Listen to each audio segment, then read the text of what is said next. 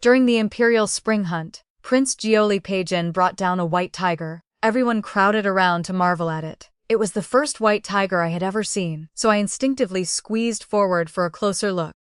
No one expected the dying animal to suddenly go berserk with blood around its jaws. It lunged straight at me. The crowd scattered in panic. Someone shoved me to the ground, and just as I thought I was about to become the tiger's prey, my fiancé Song Ziqi rushed over and wrapped his arms around me, shielding me with his body. Peijin struck in time, slashing through the tiger's throat with a single stroke. Its head swept past my cheek and hot, foul-smelling blood splashed across my face. Trembling all over, I forced myself to ask, "Brother Zik, are you all right? It is only a superficial wound." "That is good." My vision went black and I fainted. When I woke it was early the next morning. Gifts were piled beside my bed. My maid, Qinging, explained that Prince Jiaolie had sent them as an apology. They were all valuable jewels and ornaments. Most striking of all was a pair of clear green jade bracelets, finer even than the pair worn by Madame Zhou. My father had risen from a poor scholarly family, yet he was still only a fifth-rank official with no real authority in his office. Our household was crowded with brothers and sisters, and although I was about to marry, Madame Zhou, father's principal wife, had tried every possible way to gather a respectable dowry, and still fallen short. Madame Song, the Marchioness of Anning, had never liked me. I had worried that she would despise me even more for bringing too little into the marriage. I decided to leave the jade bracelets for mother and add the rest of the gifts to my dowry. After telling Qiqing to put everything away carefully, I asked, "How is Brother Ziqi? Has he come to see me?" Qiqing hesitated. My heart tightened. Was he badly hurt? Before she could answer, the bed curtain was ripped aside. Father strode in with a dark expression, bringing a chill with him. He raised his hand and struck me across the face. "Useless girl, why did that tiger not bite you to death yesterday?" Mother hurried in behind him and pulled me into her arms. "Enough. This is not the time to take your anger out on her. Nothing is beyond saving yet. There may still be a way to turn this around." Seeing my confusion, Mother sighed and lowered her voice. The heir of the Song household suffered only a minor wound, but the matter reached His Majesty. "Because he saved you." The emperor asked what reward he wanted. "Song Ziqi asked permission to break his engagement with you." My heart jolted. I gripped Mother's arm and asked in a trembling voice, "Did His Majesty agree?" The emperor said it was a family matter and not one in which he should interfere. He only awarded Song Ziqi a special umbrella offered as tribute by a foreign state. In our language, the word for umbrella sounded like the word for separation. It was an unspoken approval. Father and mother had come at this hour, which meant the Marquis of Anning's household had already begun pressing the matter. Father's face was as heavy as storm clouds. Last night, the Marchioness came to our door herself and demanded that the engagement be dissolved. She said the arrangement was made because you had once done their household a favor. Now Song Ziqi has repaid that debt by saving you. I warned you again and again that you must hold on to his heart, yet you could not even keep one man. He pulled a dagger from inside his robe and threw it at me. I could not dodge in time. The blade grazed my forehead and left a thin line of blood. The Song household is determined to end the engagement. You have been promised to Song Ziqi for years. Once the match is broken, it will be difficult for you to marry anyone else. You might as well end your life with one clean stroke." He frowned at me, and for a moment there was a faint trace of reluctance in his eyes. "Do not blame me for being heartless. If you remain alive after this disgrace, how will your 6 younger sisters ever marry?" Mother held me tighter, trembling. "Husband, there are many good men in this world. That does not mean she cannot find another good man." "Silence." Father cut her off. "You raised her at your side from childhood. But she is still only a concubine-born daughter. Her birth mother was a village woman. What husband better than the heir of a marquis could she possibly find? Dying to preserve her chastity and reputation is the best ending left to her. My birth mother had come from a farming family, but she had been graceful and beautiful. When father was posted outside the capital as a county magistrate, he took an interest in her. Although she was already betrothed, he still took her into his household as a concubine, and she later gave birth to me. Several years later, when father's term ended, he brought us back to the capital. Far from her home, my birth mother grew more despondent by the day, and died not long afterward. Mother pitied me for being so young and took me in to raise as her own. With my background, I should never have been considered worthy of the heir of a marquis, but when I was 8, mother took my sisters and me to a temple to pray for blessings. I was not in the habit of sleeping at noon, so I slipped away to wander through the grounds. I became lost in the rear courtyard and found an old man lying on the ground with blood at the back of his head. I ran for help at once. The old man was the previous Marquis of Anning, Song Ziqi's grandfather. The physician said that if he had been discovered only a little later, he would not have survived. Grateful that I had saved his life, the old Marquis arranged an engagement between Song Ziqi and me. At that time, Song Ziqi's elder brother was still alive. Ziqi was only the second legitimate son, and no one expected him to inherit the title. Madame Song was unwilling, but filial duty kept her from openly opposing her father-in-law. 3 years ago, the old Marquis died. A year later, Song Ziqi's elder brother also died of illness. Ziqi became the heir, and Madame Song began finding fault with everything about me. Nothing I did pleased her. Even so, I still wanted to marry him, because Song Ziqi had told me many times, "Do not mind my mother. Once you become my wife, I will protect you for the rest of your life." Our wedding was only half a year away. How could he do this? How could he bear to father had not finished threatening me? "Unfilial daughter, do you truly mean to force me to deal with you myself?" He would do it. 2 years earlier, my eldest sister's husband's family had accused her of jealousy, sent her back to us, and then married another young lady from an eminent family. That very night, father gave my eldest sister a cup of poisoned wine and sent her to her death. I still remembered opening her door the next morning and finding her lifeless. It was a nightmare I would never escape. Women in the inner household were always like this, controlled by men for their entire lives. I dropped to my knees and begged, "Father, please give me one chance. I will find a way to make Song Ziqi change his mind. My death might bring the Zhou family and you a little immediate benefit, but it could never compare with the long-term advantage of my marrying into the Marquis of Anning's household. Please consider it carefully," father agreed. I hurried to change my clothes and arrange my hair. Qingqing wanted to treat the red mark on my cheek and the scratches on my face, but I stopped her. I deliberately went as I was. Song Ziqi was gathering with a group of friends.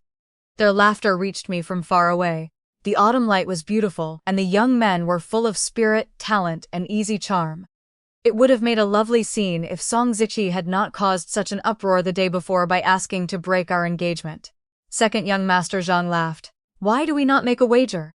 Let us bet on whether Miss Zhou will cling to brother Song and beg to become his concubine." The others burst out laughing. "What is there to bet on? The answer is obvious. Her father holds a low office, and she is only a concubine-born daughter.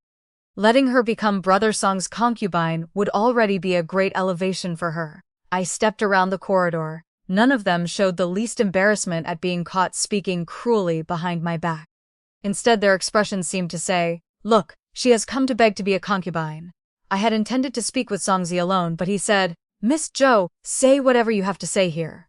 He did not even glance at the injuries on my face. My eyes reddened. "How is your arm? Let me see." He leaned away from me. "Miss Zhou, men and women should maintain proper distance. This is inappropriate." Yet before this, we had held hands and embraced, and he had once pressed a gentle kiss to my forehead. I slowly lowered my hand and looked at him through tear-filled eyes. "Then do all your vows to love me for a lifetime no longer count?" In the past, I did not know she returned my feelings. Now that I know I also have a place in her heart, how could I marry someone else? Tears slid down my face. I caught his wrist. "Then marry me first. I am not a jealous woman. Later you can." Song Ziqi's face darkened and he cut me off. "Zhou Fuke, her status is noble, and she is the woman I have cherished in the deepest part of my heart. How could I make her a concubine?" Cold spread through my entire body. "Then do you want me to become your concubine?" He frowned. "Of course not. In this life, I want only her. Taking any other woman as a concubine would be an insult to her." The young men around him hid their laughter and looked at me with contempt. But survival mattered more than anything else. With tears in my eyes, I pleaded, "If you end the engagement, my father will force me to die." Song Ziqi stared at me in disbelief. "So you intend to force me to marry you? You know there is another woman in my heart, yet you do not care. You would use your father's threat to compel me into marriage. Zhou Fuke, I saved your life too. I never imagined you were so selfish." The autumn wind swept yellow leaves through the air and scattered them across my hair. I forced a smile while tears silently ran down my cheeks. "Even if I die, you will not care at all?" Songzi looked directly into my eyes. "I am sorry. I no longer owe you anything. I cannot go against my own heart." He owed me nothing? Years ago, the old Marquis had pointed at me and asked him, "Are you willing to marry Fuke as your wife?" Song Ziqi himself had nodded. 2 years earlier, he and his elder brother had caught an epidemic at the same time. To keep the illness from spreading through the manor, both brothers were moved to a country estate. Madame Song stayed beside her eldest son every day. I was the one who disregarded the risk of infection and cared for Song Ziki day and night. His brother did not survive, but he did. At the time, Song Zi had held my hand and promised with complete sincerity, "Fook, I will never betray you in this life." I had not expected a person's heart to change so quickly. Since that was how things stood, I could only find another path. I let my tears fall freely. "I do not believe you. I do not believe your heart has truly changed. You must have invented this woman to frighten me. Unless you tell me who she is, I will refuse to dissolve the engagement even if I must bring the matter before His Majesty. The woman I love is Li Qingrong, the second young lady of the Minister of Revenue's household. She is already betrothed to Prince Jiaolie. How could she love you? There is a world of difference between the heir of a marquis and the Grand Princess's eldest son. Why would Li Qingrong give up a prince for the heir of a marquis, throw away something far better for something inferior?" Song Ziqi understood the mockery in my words. His face flushed red and he argued loudly, "Do you think everyone is like you, caring only about power and status?" He drew a letter from inside his robe. "She wrote this to me with her own hand. I only needed one glance." The fine Suta paper and dragon fragrance ink were indeed luxuries used by noble young ladies of the capital. I snatched the letter, crushed it into a ball, and hurled it into the lotus pond. It landed with a heavy splash among the dried stems and withered leaves. Song Ziqi's expression changed at once, his eyes filled with disgust. "Zhou Fook, how dare you throw away her letter? Do you think destroying it can sever the bond between us?" His voice was colder than I had ever heard it. Not a trace remained of his former tenderness. "I know I am the best husband you could ever hope to find, but I no longer have the slightest romantic feeling for you. Stop clinging to me." Second young Master Zhang and the others laughed maliciously. "Miss Zhou, you might as well beg Ziqi properly. Perhaps, out of consideration for your many years of engagement, he will take you as a concubine after the woman he loves enters the household and bears him a legitimate son. For a concubine-born daughter of a fifth-rank official, becoming the concubine of a marquis' heir would suit your status." I took a deep breath, wiped the tears from the corners of my eyes with my handkerchief, and stepped back twice. Then I looked straight at Song Ziqi with clear eyes. "Very well, from this moment onward I will no longer entangle myself with you." Song Ziqi froze. Second young Master Zhang and the others were even more stunned. None of them had expected me to give up so easily. Song Ziqi's frown deepened. "Zhou Fu, playing hard to get will not work on me. Let me tell you once more." I cut him off before he could finish. "There is no need. I agree to dissolve our engagement. A faithless, ungrateful man like you was never someone I should have wanted to marry." Song Ziqi's face burned red. I turned to second young Master Zhang and his friends. "And all of you. You rely entirely on the status your ancestors left you, while you yourselves possess no true ability. Being born into eminent families cannot hide your vulgarity or contemptible character. Even if women compete to become your concubines, it is only because of your family backgrounds, never because they admire your virtue or bearing. What is there to be proud of?" Their faces turned scarlet under my scolding. Before they could answer, I turned and walked away. Song Ziqi recovered and shouted after me, "Zhou Fu, go home and take a good look in the mirror. I would like to see whether, after breaking with me, you can marry anyone better than a coachman or a street vendor." My steps grew faster and faster. Ching Ching had to trot behind me to keep up. "My lady, please slow down." "My lady," that scolding was so satisfying to hear. "My lady, why are you crying again?" I had thought that if I walked fast enough, the autumn wind would dry the tears on my face. I did not want to cry for contemptible people, but my tears refused to obey me. When I returned, father was preparing to leave. I wiped my face clean, forced a smile, and approached him. "Father, when you return, agree to the Song household's request to dissolve the engagement. I have already found a better husband." Suspicion filled his expression. "Who?" I smiled. "Allow me to keep it secret for now. Within half a month at the latest, I will have him come to our door and propose." Father's gaze darkened. "I will give you only 7 days. If we wait any longer, the capital will forget the scandal of this broken engagement." Of course. If I died too late, he would no longer be able to extract the greatest benefit from my death. Mother handed me a booklet. "This is a list of unmarried men in the capital that your second sister gathered several days ago. I originally intended to use it when choosing husbands for your younger sisters. Fook, you are beautiful and have a lovely figure. Take a look. Perhaps you will find someone suitable." I tucked the list inside my robe and went directly to Pijin. I told the gatekeeper I had come to thank him for the gifts he had sent. Before long, I was escorted inside. Pijin was dressed in military clothes and practicing archery. He slowly drew a massive three-she-war bow, one with an exceptionally heavy draw weight. The arrow flew from the string and buried itself in the exact center of the target. When he saw the guard leading me over, he raised the bow again and said calmly, "That day I should not have left the white tiger with one breath remaining. I forgot that all of you were sheltered young ladies. Sending an apology gift was only proper. There was no need to come personally to thank me." I hurried forward and stepped directly in front of him. The arrow in his hand happened to point at the center of my forehead. Jin raised one eyebrow. "Miss Zhou, an arrow cannot tell friend from foe." I stood straight. "I did not come to thank you today. I came to hold you responsible. If your white tiger had not frightened me, Songzi would not have rushed forward to save me, and he would not have found an excuse to break our engagement. I am now the laughingstock of the capital. Your Highness owes me compensation." Jin drew the bowstring tighter, as if he might shoot through my forehead in the next instant. "What compensation do you want?" "I want your Highness to marry me." His pupils shifted slightly, and the hand holding the bow loosened. My heart rose to my throat. I forced my eyes open and refused to flinch. The arrow skimmed past my cheek, severed several strands of hair, and buried itself in an old tree more than 100 feet away. A trace of interest entered Jin's gaze. "You are not lacking in courage. But I already have a fiancé. We love one another and understand each other's hearts. In the future we will certainly grow old together." I drew a crumpled sheet of paper from my sleeve. It was the same letter Songzi had shown me. I had never truly thrown it away. What had fallen into the lotus pond was only a small piece of silver. "The person who made Songzi change his heart is your Highness's fiancé." She wrote this letter to him. "Since the two of you love each other and understand each other's hearts, your Highness should recognize her handwriting. You trusted her so completely, yet she betrayed your sincerity. The two of us share the same misfortune. If your Highness marries me, we will surely infuriate those two faithless people." The guard beside him hurriedly stepped forward and took the heavy bow. With both hands free, Jin accepted the letter and read it line by line. When he finished, his face darkened like ink. The autumn wind surged through the courtyard, whipping the hem of my skirt against his lower leg. The veins stood out on the back of Jin's hand as he crushed the letter into a ball. He lowered his eyes to me. His deep black gaze concealed every emotion, reflecting only my figure. His voice was low, slow, and completely without warmth. "Her betrayal is not a reason for me to marry you.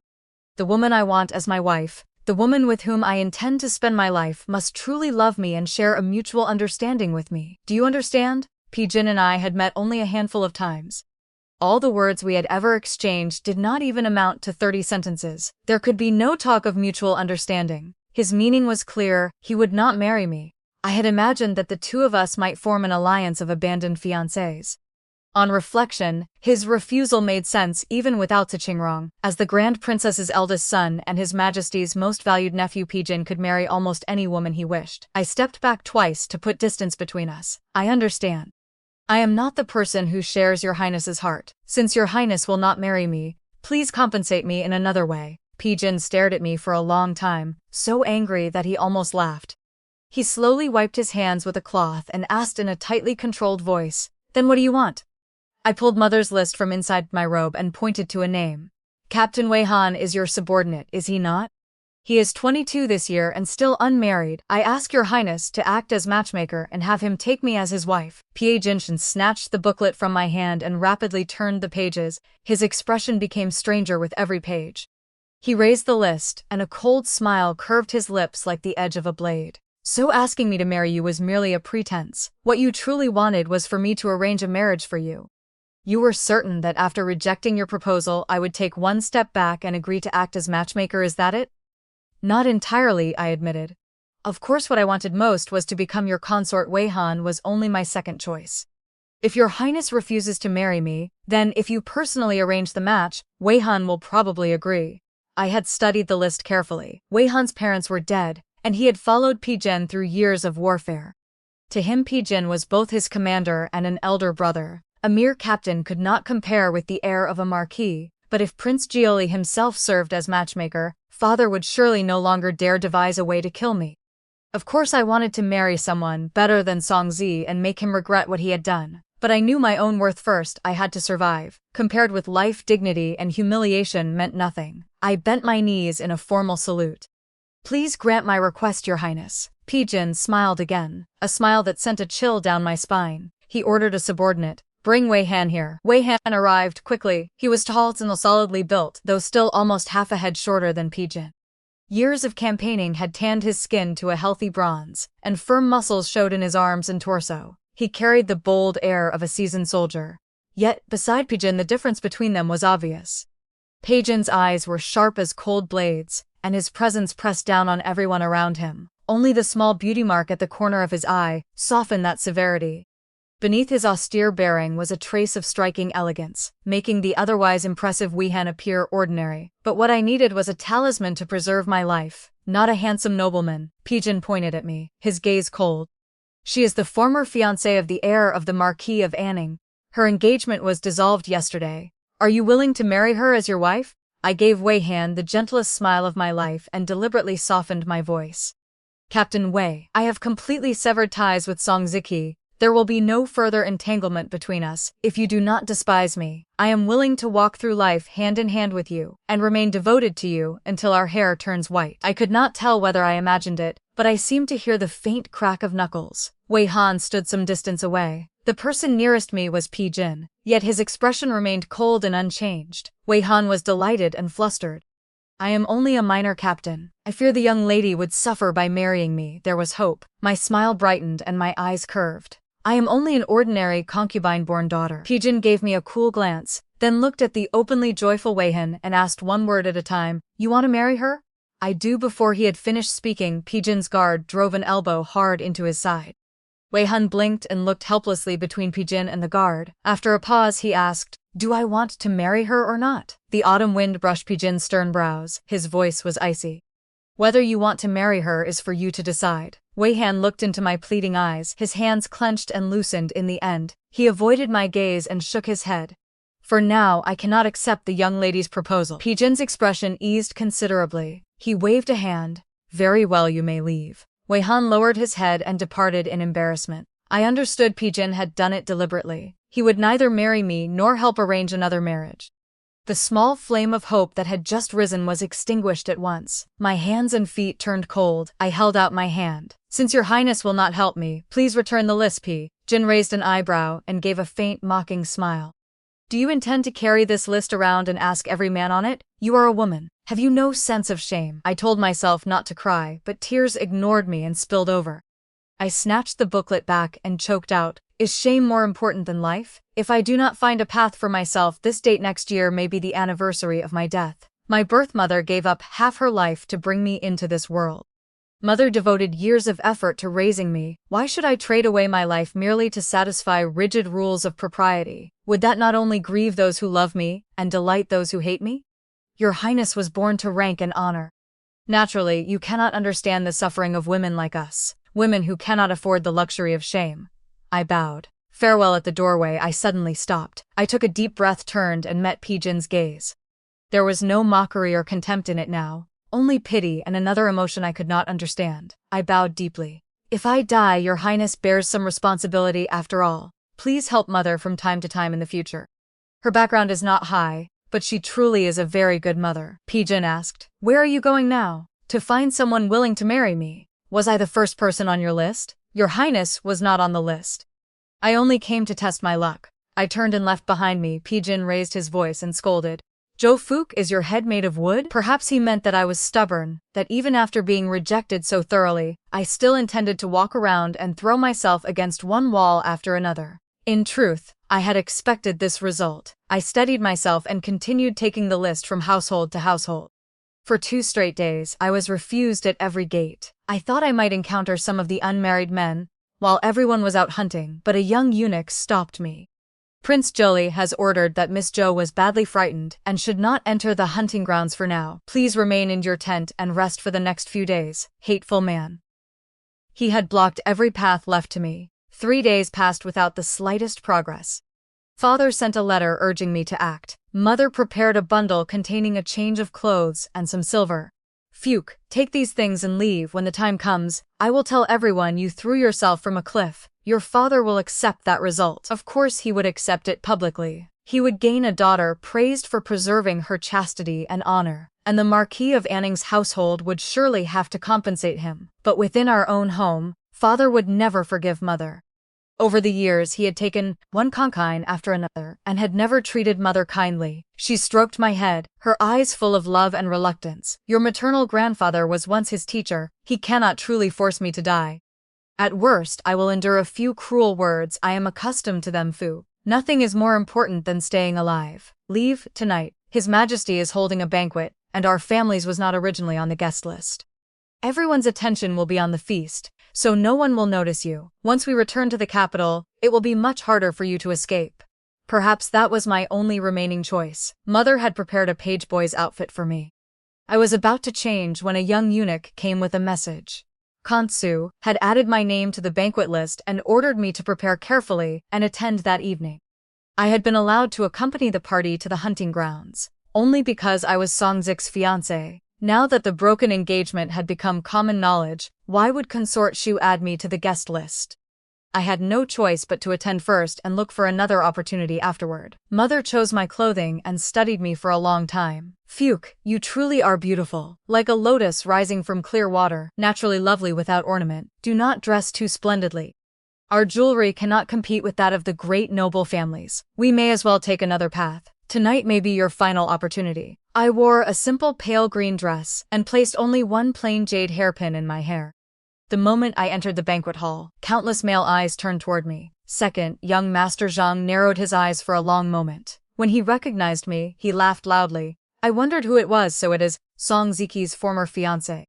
What is wrong, Miss Zhou? After being rejected, do you not even own a proper formal dress? The men I had scolded several days earlier burst into laughter and discussed me openly. Have you heard? For the past few days she has gone from door to door asking to meet unmarried men, trying to find another household to marry into as quickly as possible. She was so arrogant before us, and now not a trace remains of the dignity of a respectable young lady. How is her conduct any different from that of a courtesan who has fled a brothel? I took a deep breath and tightened my grip on my handkerchief, keeping a beautiful smile on my face. My gaze moved through the hall. Several men from the list were present, but every one of them avoided my eyes. None dared look at me directly. Songzi was there as well. He frowned, his eyes filled with disgust. Zhou Fuku, do you know how much ridicule I have endured because you have been seeking one man after another? Are you deliberately trying to attract my attention? I have already made myself clear. I no longer have any romantic feelings for you. Stop wasting your effort and behave with some restraint. I barely listened. My eyes continued searching for a target until I spotted the source of all my misfortune, Peijin. I glared fiercely at him, withdrew my gaze, ignored Songzi, and headed toward my seat at the very back. Being ignored made Songzi deeply uncomfortable. He followed me. Zhou Fu, give up. You cannot find a fiancé better than me. I have considered the matter carefully these last few days. If you behave yourself, then after Qingrong and I marry, I will arrange a respectable future for you. I wanted to slap him rather than listen to another word. I walked faster. Then a hand suddenly closed firmly around my wrist. I turned in anger. Men and women should maintain proper distance. Release me. But the eyes that met mine were Peijin's, dark and deep as a cold pool. His gaze first rested on the plain jade pin in my hair, then it moved slowly down over my pale green dress. The air around him suddenly grew heavy, his throat moved once and an emotion I could not name surged in his eyes. I frowned and tried to pull free. What is your highness doing? Peijin tightened his hold. If you do not want to die, Songzi frowned. Has Miss Zhou done something to offend your highness? She comes from a humble background and is not like the noble young ladies of the capital. Please be magnanimous. Peijin's actions were impossible to understand in an instant. Everyone in the great hall was looking our way. A eunuch called loudly, His Majesty has arrived. Everyone knelt in unison. Peijin still did not release my hand. When the emperor told everyone to rise, he held me down and prevented me from standing. My heart pounded wildly. An absurd possibility suddenly appeared in my mind. Consort Shu was sharp-eyed. Noticing the commotion, she smiled and asked, Jinner, what is the matter? Why are you holding some young lady's hand and refusing to let go? Peijin pulled me forward to kneel before the emperor. In a voice loud enough for every person in the hall to hear clearly, he said, I humbly ask your majesty and Consort Shu to grant a marriage between Miss Zhou and me. I jerked my head up and stared at him. He wanted to marry me. He was asking the emperor himself to decree it. Just when every road seemed blocked, a new path opened before me. Tears rushed into my eyes and blurred my vision. Through them I saw the man beside me frown slightly. Do not cry. Frightened, I hurriedly wiped my face and held my breath to stop the tears. Peijin's brows drew together even more. His voice sounded awkward. You may only cry in front of me. Before I could understand what he meant, the entire hall erupted in astonishment.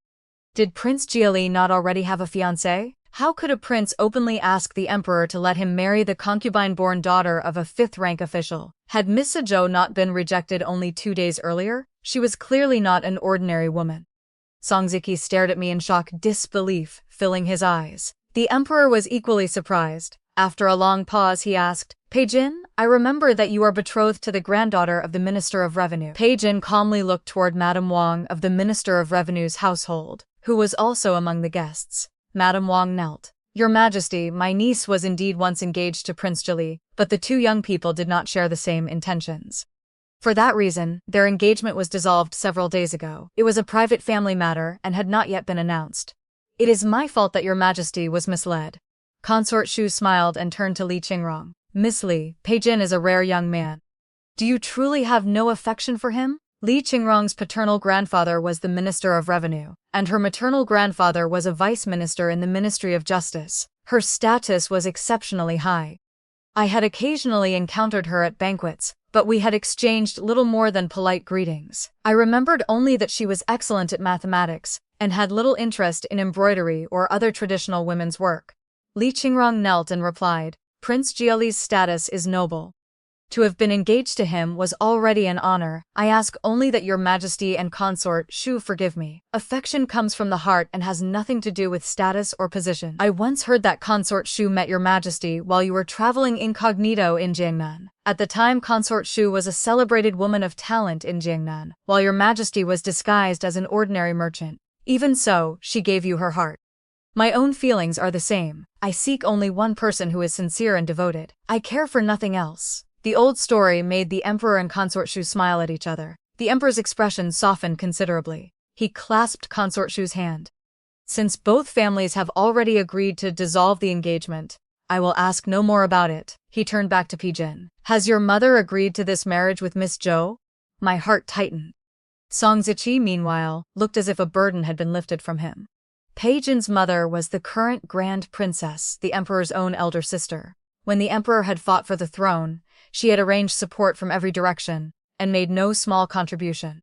After his position became secure, she withdrew from court affairs of her own accord. She spent her days raising flowers and herbs and maintained a private opera troupe in her residence.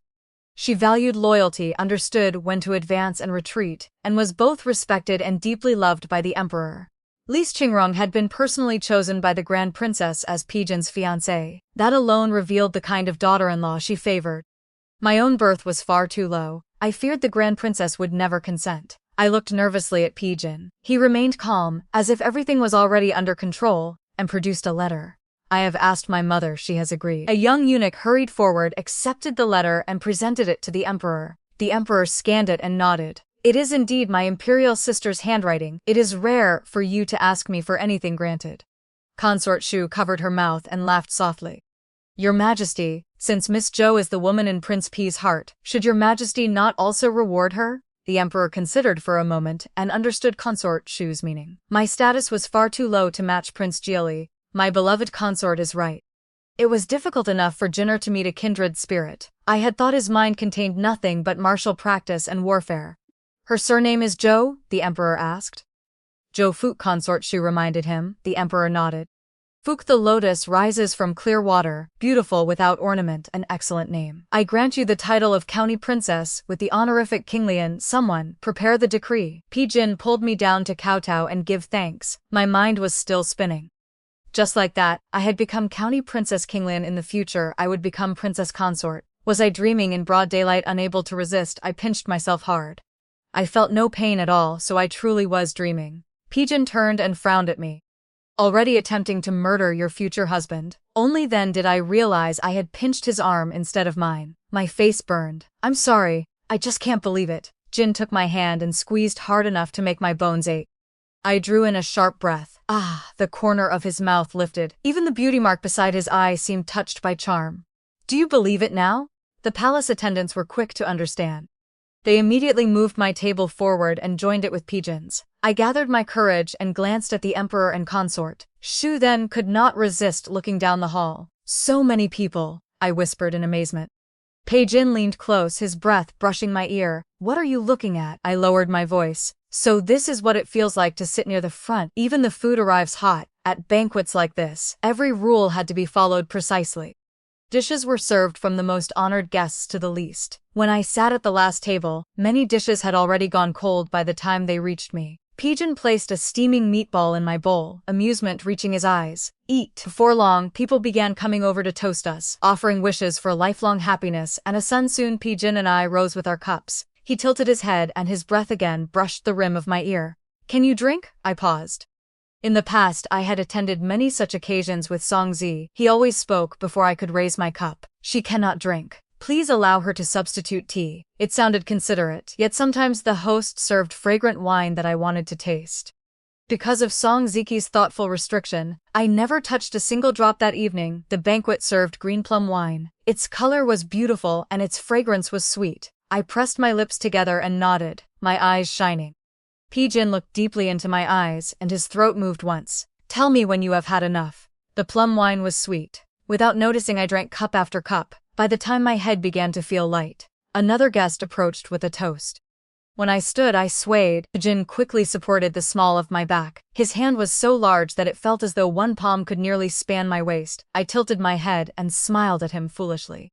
The man offering the toast was the heir of the Duke of Dingguo's household. He spoke at length. I was about to lift my cup when Jin stopped me. She has already drunk too much. Please excuse her. The Duke's heir refused to let the matter go. That will not do. She drank with everyone else. When it comes to me, suddenly she is drunk? I will drink in her place, Jin said.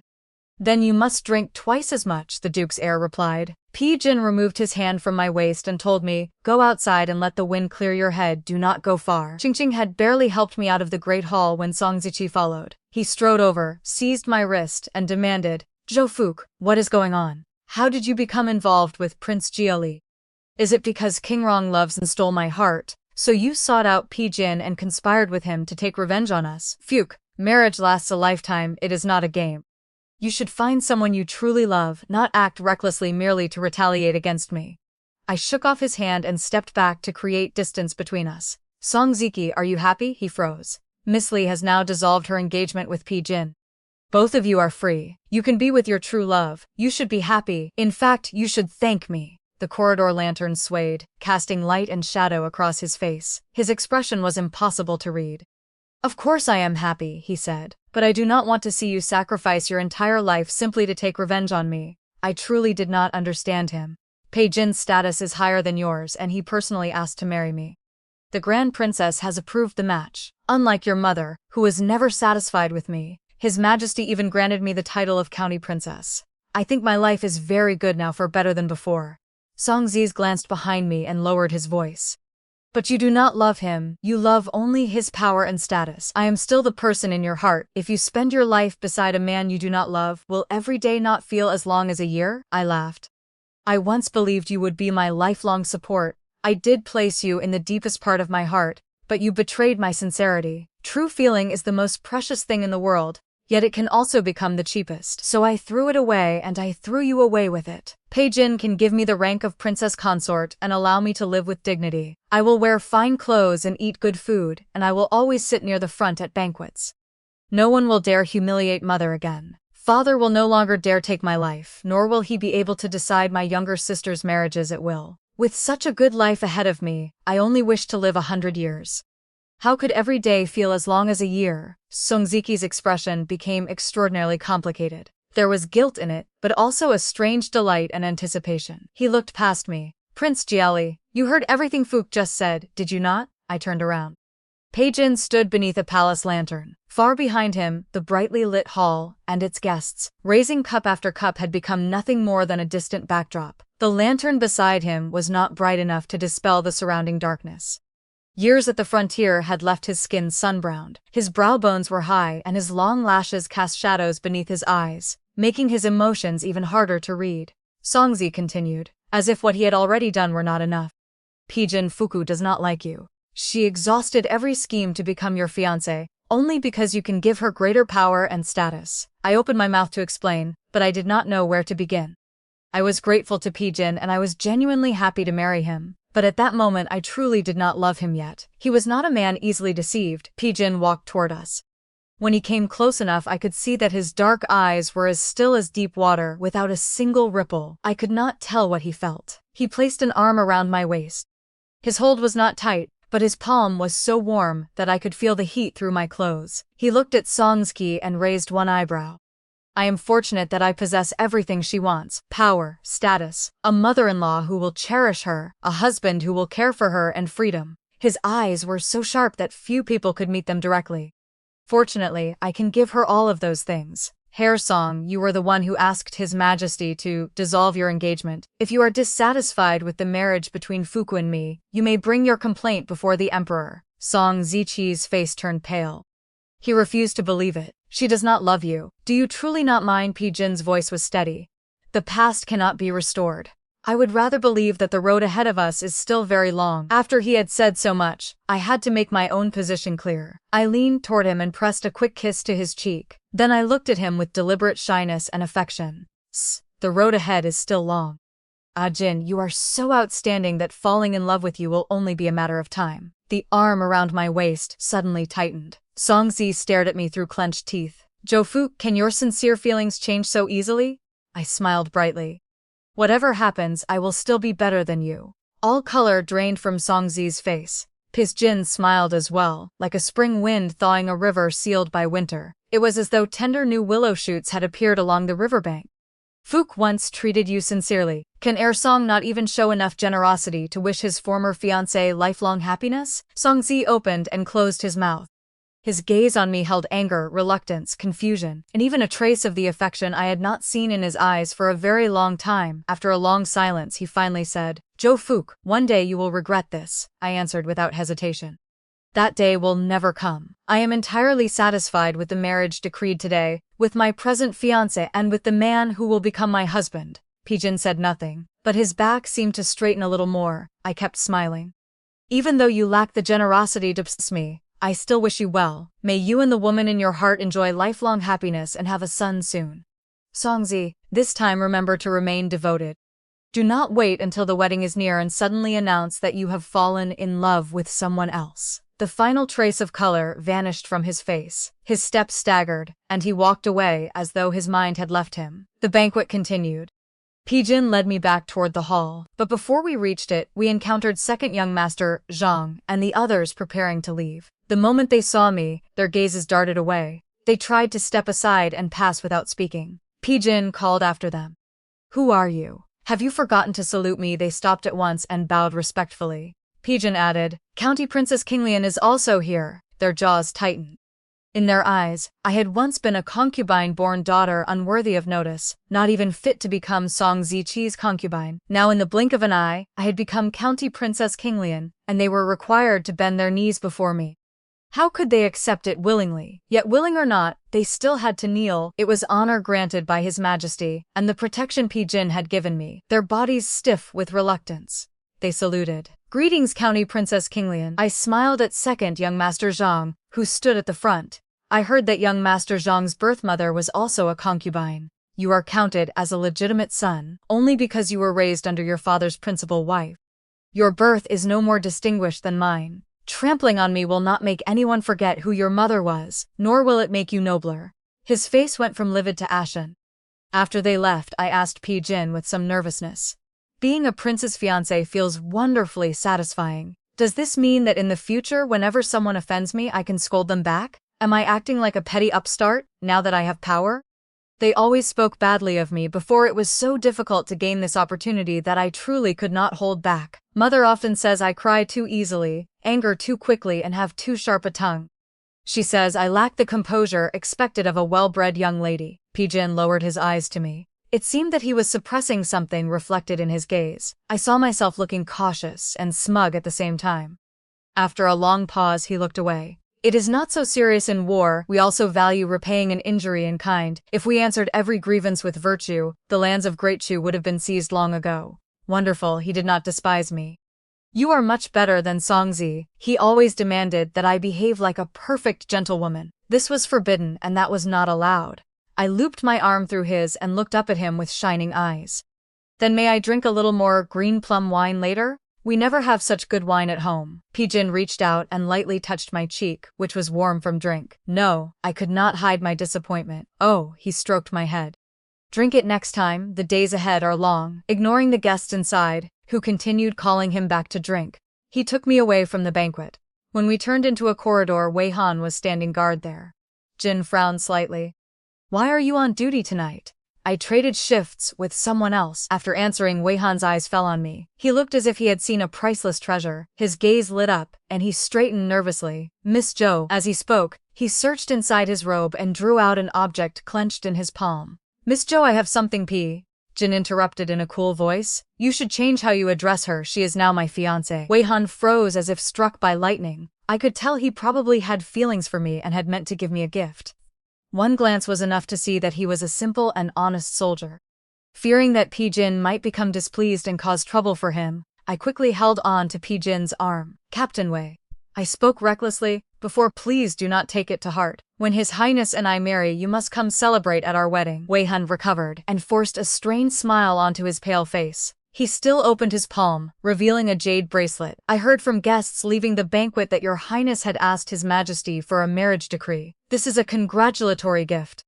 I hope you will accept it, my lady. The jade was not of the finest quality and appeared old because he had kept it so carefully against his chest. It was probably a family heirloom. I hesitated. Jin said, since it is a wedding gift, accept it. I took the bracelet and thanked Wei Yan solemnly. I like it very much. Thank you, Captain Wei. Wei Yan smiled. It is only proper. Madam is beautiful and clever. You and His Highness are truly a match made in heaven. After we had walked some distance, Jin asked, what do you intend to do with the bracelet? I thought for a moment and decided to answer honestly. It represents Captain Wei's kindness, so I want to preserve it carefully. When he marries, I will find another bracelet of similar jade, make them into a pair and give them to him as a wedding gift. What does Your Highness think? Jin looked deeply at me. Do as you wish. His response reminded me of something from the past. There had once been a coachman in our household. When his mother became seriously ill, he resigned and returned to his village to care for her. He was grateful because I had previously found a rare medicinal ingredient for her. Before leaving, he gave me a bracelet made from polished shells. His home was near the sea. The bracelet was not valuable, but the shells had been shaped with great care. I liked it and put it on immediately. When Songzi saw it, he asked where it had come from. The coachman in our household gave it to me. He was very displeased. You are my fiancé. How can you accept a gift from another man? He demanded that I return it in front of him, but I refused. It is only a gift of thanks. Do not imagine too much. I'm a man. One look is enough to know he has intentions toward you. He has never acted improperly and has always kept to his place. He is about to leave. This is only a token of gratitude. Why make so much of such a small matter? If you dislike it, I simply will not wear it again. Neither of us would yield. We remained angry with one another for a long time. It was not until a month later, after the coachman had left our household, that I swallowed my pride and spoke to Songziki first. Only then did we reconcile. But I never wore that shell bracelet again. Another person's affection and sincere regard were precious things. If that crossed a boundary, the proper response was gratitude. An honest expression of thanks and regret that the feeling could not be returned. It seemed Jin was like me. He was not someone who casually trampled on another person's sincerity. We walked all the way to the gate of 100 Flowers Garden. Jin was called back by someone and fell 2 steps behind me. The moment my foot crossed the threshold, Mother flew out of the darkness. She yanked me into a corner, threw a dark cloak over my head, pulled the jade hairpin from my hair, and hurriedly rearranged it in a boy's style. Did I not tell you to make a brief appearance and quickly find an excuse to leave? Why did you delay for so long? I did not dare ask anyone for news because I feared exposing our plan. The carriage is waiting on the other side, and your luggage is already loaded. Tears streamed down Mother's face. Fuke, hurry. I cannot bear to part with you, but I cannot bear even more to see you end like your eldest sister, killed by your own father. I was about to explain when a cool male voice sounded behind us. Where does my future mother-in-law intend to take my fiancé? Mother turned around. The moment she met Jin's stern gaze, she began trembling. You called me what? Mother-in-law. Mother's knees weakened and she nearly collapsed. I hurried to support her. Mother, do not panic. His Majesty has granted a marriage between Prince Jiaolie and me, and he has also made me County Princess Kinglian. Mother's eyes rolled back, and she fainted immediately. Jin used the back of his hand to support her while I held her. His gaze remained fixed on me. Where were you planning to flee? I am not fleeing. I am not fleeing at all. Before I believed no one would marry me and father would cut me down, so I had to run for my life. Now I am engaged to your highness. Why would I abandon such a good life to wander at the ends of the earth? I hurriedly pleaded. Please help me call someone to attend to mother. Jin's expression softened. He checked mother's pulse. She was simply overwhelmed by fright. It is nothing serious. He summoned several palace maids, and together we helped mother into the carriage. Your highness, I will take mother back to rest first. Jin caught my hand. Your father truly intended to take your life? To him, office and reputation are the most important things. My eldest sister was killed by his own hand with the poison known as Crane's Crown Red. If I died because my engagement was broken, it would preserve the reputation of the Zhou daughters for loyalty and chastity, while also forcing the Marquis of Anning's household to compensate him. He would gain two benefits at once. If that were not true, how could I have dared to approach your highness? I sighed, unable to suppress a trace of resentment. I was fortunate enough to gain a good fiancé like you, yet father will benefit from it as well. He does not deserve to. Mother had arranged my hair too hastily. The cool night wind loosened the strands at my temples. Jin's gaze rested on my face. His fingers moved several times at his side, but in the end he drew them back into his sleeve. He nodded slightly. Mother slept until midnight before waking. The moment she opened her eyes, she gripped my hand. Did His Majesty truly grant your marriage? Yes, from now on, you are Prince Jialie's mother-in-law. Mother's eyes widened and she fainted again. At least eat something before you faint, I muttered. This time she did not wake until the next morning. The day we were to return to the capital. Rain had fallen during the night, leaving the roads through the hunting grounds deep in mud. The Zhou family's old carriage became stuck in a deep muddy rut, and the horses could not pull it free. The coachman was drenched in sweat. Madam, my lady, please step down first. I will pull the carriage out, and then you can climb back in. There was no other choice. The road was covered in mud. Even though I moved carefully, my shoes became soaked and dirty. At that moment, another carriage stopped beside us. Song Ziqi stepped down. He no longer looked like the spirited and elegant young man I had once admired. Dark circles lay beneath his eyes, which were red and threaded with blood. Madame Zhou Fuke, please take my carriage back to the city first. Mother refused at once. No. I will not sit in a faithless man's carriage. Here, Song, my daughter is now Prince Jiaolie's fiancé, and a county princess whose title was personally granted by His Majesty. Do not address her so intimately. I nearly laughed. Mother always criticized my sharp tongue, yet hers was hardly gentler. Mother straightened her back. Our carriage will be repaired soon. We dare not trouble Song. The carriage immediately embarrassed her. The moment she finished speaking, the axle cracked in two. Mother puffed out her cheeks and glared at the coachman. Song Ziqi bowed. Madame Zhou, County Princess Kinglian, please do not refuse. By the time this carriage is repaired, it may already be dark. Mother lifted her chin. Even if I must walk back to the city, I will not ride in your carriage. Have you forgotten how you treated our Fuku? When you fell into the water at 11, it was Fuku who thought quickly and lowered a bamboo pole into the rushing current to save your life. 2 years ago, when you caught the epidemic, it was also she who disregarded her own safety and cared for you day and night until you survived. The more Mother spoke, the more her tears fell. Our Fuku is such a good girl, yet you did not treasure her. There will always be someone who recognizes true worth. Prince Jiaolie is the one who recognized Fuku's true worth. Song Ziqi looked deeply at me. Pain showed clearly in his eyes and brows. It was my fault. I was confused for a moment. But Jin is not as good as you believe. He asked to marry Fuku mostly for revenge, not because he truly loves her. My judgment is none of Song's concern. I turned and immediately met Jin's dark gaze. He wore a new deep green brocade robe, neatly tailored and restrained like a beautiful peacock that knew how to hide its splendor. He paid no attention to the muddy ground and strode directly to me. Then he crouched with his back toward me. Climb on, I will carry you to my carriage. I blinked. Would that be proper? Mother pushed me. Go, go. I leaned onto his back. He lifted me steadily, supporting my legs with one arm and still remembered to turn toward Mother. Please follow us, mother-in-law. Mother's eyes narrowed with delight. Yes, yes, I am coming. Jin had traveled in a carriage drawn by 4 horses, and his coachman was skilled. Once we were seated, the carriage sped forward and soon left Song Zi's far behind. After we left the valley, Jin stepped out of the compartment and sat beside the coachman. Mother and I took the opportunity to remove our shoes, so the maids could wipe away the mud. We passed many carriages along the road. Acquaintance called out jokingly, Your Highness, enjoying a turn as coachman today? Jin smiled faintly. It is my honor to drive for my fiancé and my future mother-in-law. Mother was so pleased that she seemed to bloom from within.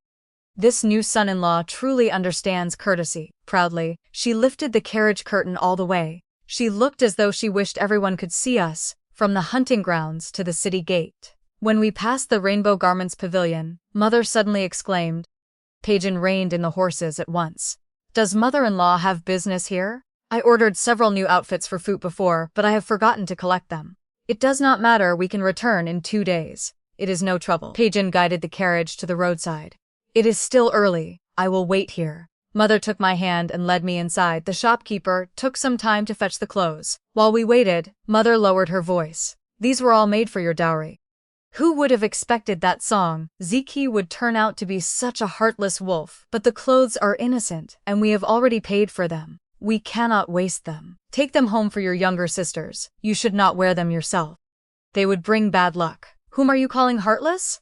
A side curtain was suddenly drawn aside, revealing Madame Song's gloomy face. Madame Zhou, you have grown bold. You dare slander the heir of a marquis. I understand that after your daughter's engagement was broken, you could not find a husband better than Ziki, but to gossip and smear him behind his back is shameless and contrary to proper teaching. Then again, what can be expected? You are only a scholar's daughter, and Zhou Fu's birth mother was merely a village woman. What family education could either of you possess? She looked at me with contempt. Zhou Fu, study this admonitions for women and the rules of female conduct more diligently. Perhaps one day, some minor 9th rank official will still be willing to marry you. Mother cleared her throat, straightened her back and said, There is no need for your concern, our Fuku is already engaged. Madame Song raised an eyebrow. So quickly? Which poor scholar has agreed to take her? Prince Jiaolie, Pei-jin. Madame Song choked on her own saliva and began coughing violently. What nonsense are you speaking? Prince Jiaolie is someone your family dares dream of. This shop is full of bronze mirrors. Go look at yourselves. At that moment, Pei-jin lifted the hem of his robe and crossed the threshold. Madame Song immediately smiled and stepped forward to greet him. Prince P, what a coincidence. There is a mother and daughter here who do not know their place. They even claim they are about to become part of your highness's family. Pei-jin gave her a cool glance, then came to stand beside Mother and me. Madame Song, this is my fiancé, and this is my mother-in-law. Please mind your words and do not disgrace propriety. Madame Song's face looked as though she had swallowed something foul. How can that be? She is only the concubine-born daughter of a 5th rank official. How could she match your highness's status?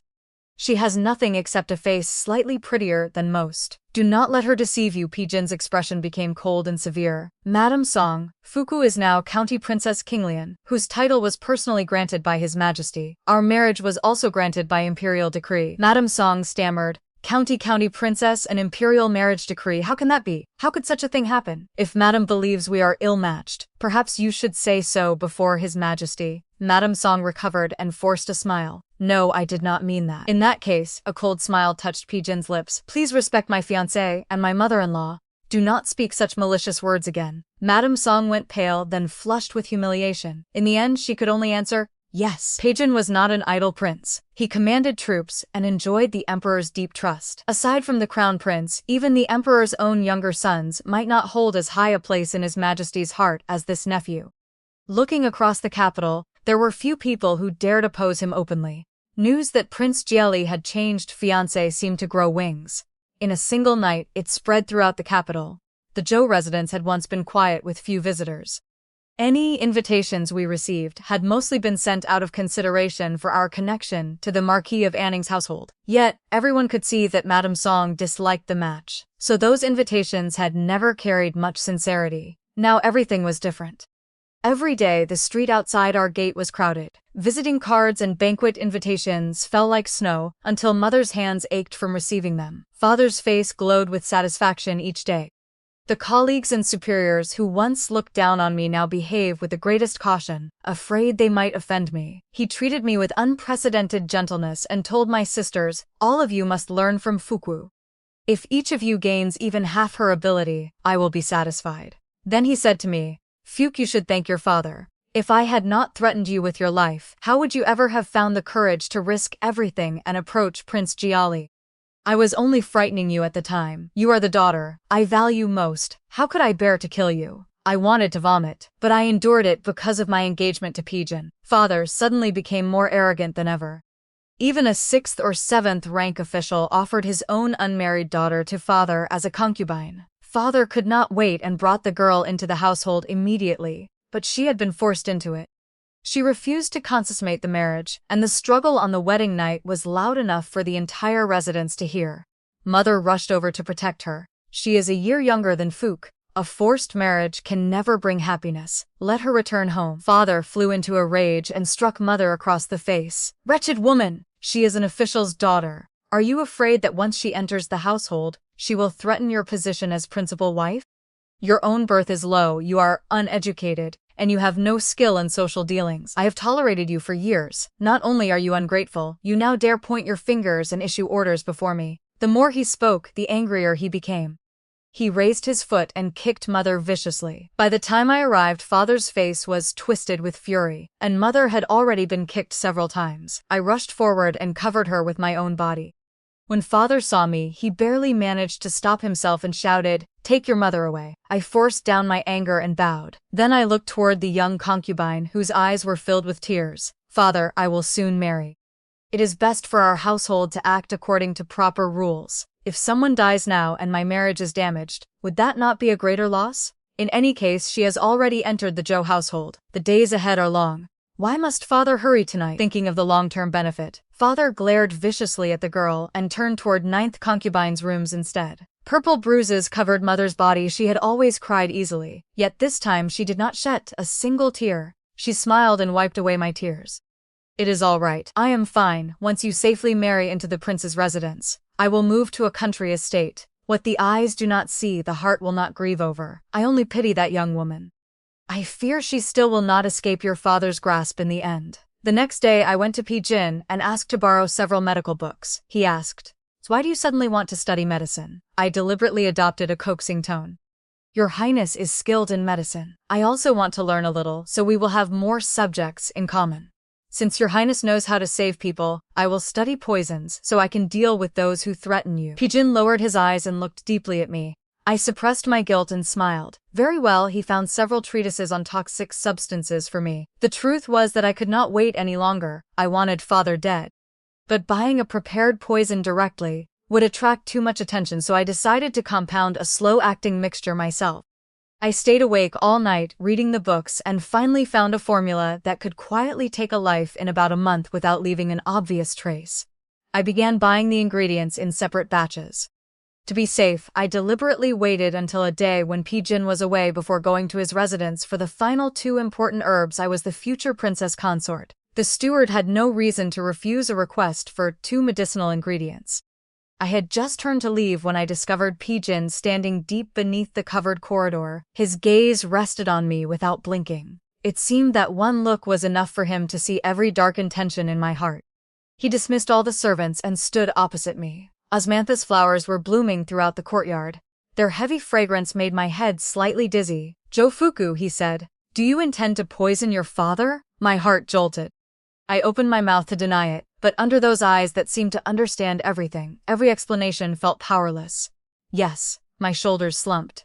"I want to kill Father. Does your Highness think I am vicious?" Peijin took the 2 herb packets from my arms and said calmly, "There are countless ways to make a person die without anyone discovering the cause in the future. If there is someone you want dealt with, tell me." I stared at him in disbelief. The corner of his mouth lifted slightly. "The number of people who have died by my hand cannot be counted. Do you see me as a living king of hell?" On the battlefield, he had killed countless enemies. In the capital, people truly called him the living king of hell. Many parents even used his name to frighten children who cried at night. I stepped closer and gripped his arm with both hands. "I am vicious, and you have killed countless people. In that case, we really are a match made in heaven." Pijin's gaze stopped on my face. His throat moved several times, then he turned slightly and adjusted the front of his robe. "You are not vicious, you are resisting. Go home. Leave the matter of your father to me." He tilted his head, his gaze brushing past me from the corner of his eye. "Do not dirty your hands." Pijin kept his word. 3 days later, he came personally to the Zhou residence with Father's new appointment. Father had been transferred out of the capital to serve as prefect of Sichuan. By coincidence, the previous prefect had committed an offense and was under investigation. leaving the position vacant. Sichuan Prefecture covered a vast territory, and its prefect was a fourth-rank official. For father, it was a promotion. He was delighted yet hesitant. Advancement was wonderful. But the region was extremely far away, Pijin said. I have many former subordinates there. I have already instructed them. Then he lowered his voice. After father-in-law takes office, if he produces some achievements locally, I will find a way to transfer him back to the capital. Father left in high spirits, traveling toward the bright future he imagined for himself. Mother had to remain behind to prepare my wedding, and therefore could not accompany him. 10th concubine, the young woman he had recently taken, was ill and unfit for a long journey. Father brought only 9th concubine, who had always competed eagerly for his favor. On the day he departed, Mother watched his carriage disappear from sight and could no longer suppress her laughter. The moment we returned to the residence, she released 10th concubine. Go, you are still young. Travel wherever you wish. 10th concubine knelt and struck her forehead against the floor 3 times before Mother and me. Madam, my lady, you have shown me immense kindness. If I ever have the opportunity, I will repay you. Mother told outsiders that 10th concubine had died of illness. Sheltered young women were said to be delicate. A sudden cold taking her life would not seem unusual. I had Pijin to thank for all of this. I went into the city to buy several gifts for him. But before I could return, I heard new gossip. That day, the Marquis of Anning's household had gone with great ceremony to the Eli residence to ask for Li Qingrong's hand on behalf of Songzi. The people of the capital discussed the match everywhere.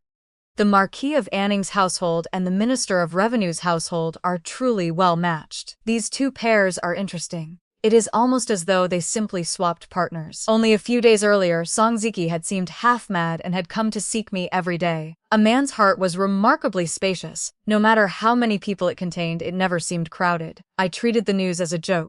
After buying the gifts, I stepped out of the shop and unexpectedly saw Li Qingrong entering Pijin's carriage. For some reason I could not explain, I quietly followed them to the Heavenly Fragrance Pavilion, the most luxurious restaurant in the capital. They closed the door of a private room and spoke for a long time. Through the wall I could faintly hear Li Qingrong crying. I sat next door, unable to remain still. I knew that eavesdropping was improper, yet my feet seemed to have taken root. I could not make myself leave. My thoughts ran wild. Whether in family background, talent, or beauty, Li Qingrong surpassed me. Pijin had protected me many times, but he had never said that he liked me. Perhaps he truly had asked to marry me, only to take revenge on the woman he loved.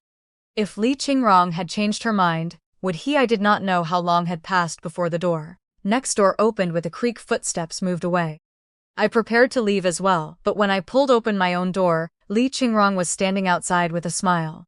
Should I call you timid or patient? She asked. You listened for so long without making a sound. I frowned and was about to answer, but she waved a hand. Do not regard me as an enemy. I have no interest in Pijin. I asked him to meet today only because I wished to repay a debt. I had just heard that the Marquis of Anning's household had gone to propose to her. Strangely, I no longer disliked her as much as before. Unable to hold back, I warned her honestly. Song Ziki was still bothering me 2 days ago.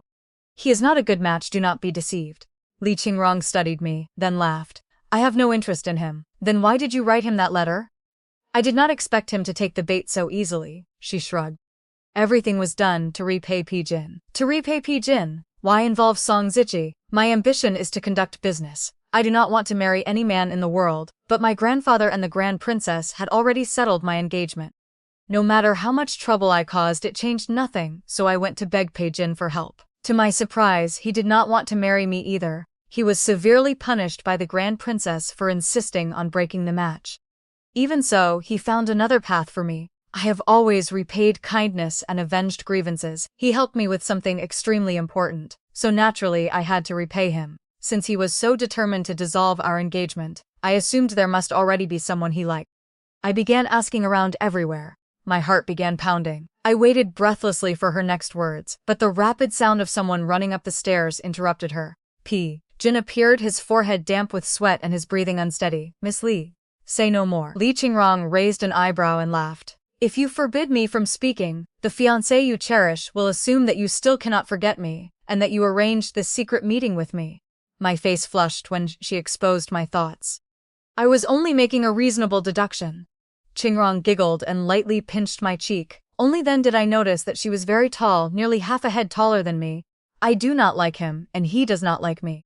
I think I like you more, P. Jin's expression darkened. Miss Li, I will prepare a carriage tomorrow and have you escorted out of the capital. Li Qingrong beamed and blew me a playful farewell kiss. What a pity that I will not be able to drink at your wedding, Zhoufuku. You must make this tight-lipped man admit that he likes you. After she left, only Pijin and I remained in the long corridor, with the wind curling past us. The usually composed man's ears had turned red. Do not listen to her nonsense, that is simply her temperament. I stepped closer, caught his sleeve and tugged him back into the private room. I stood before him and looked up without blinking.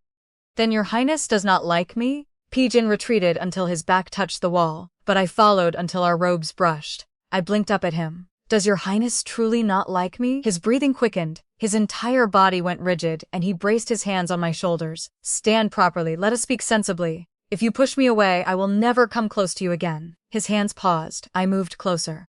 His composure was visibly slipping, and I fought down a blush. I rose onto my toes, leaned close to his ear, and teased softly. Your reaction is more honest than your words. When did you begin to like me? He lowered his eyes and sighed.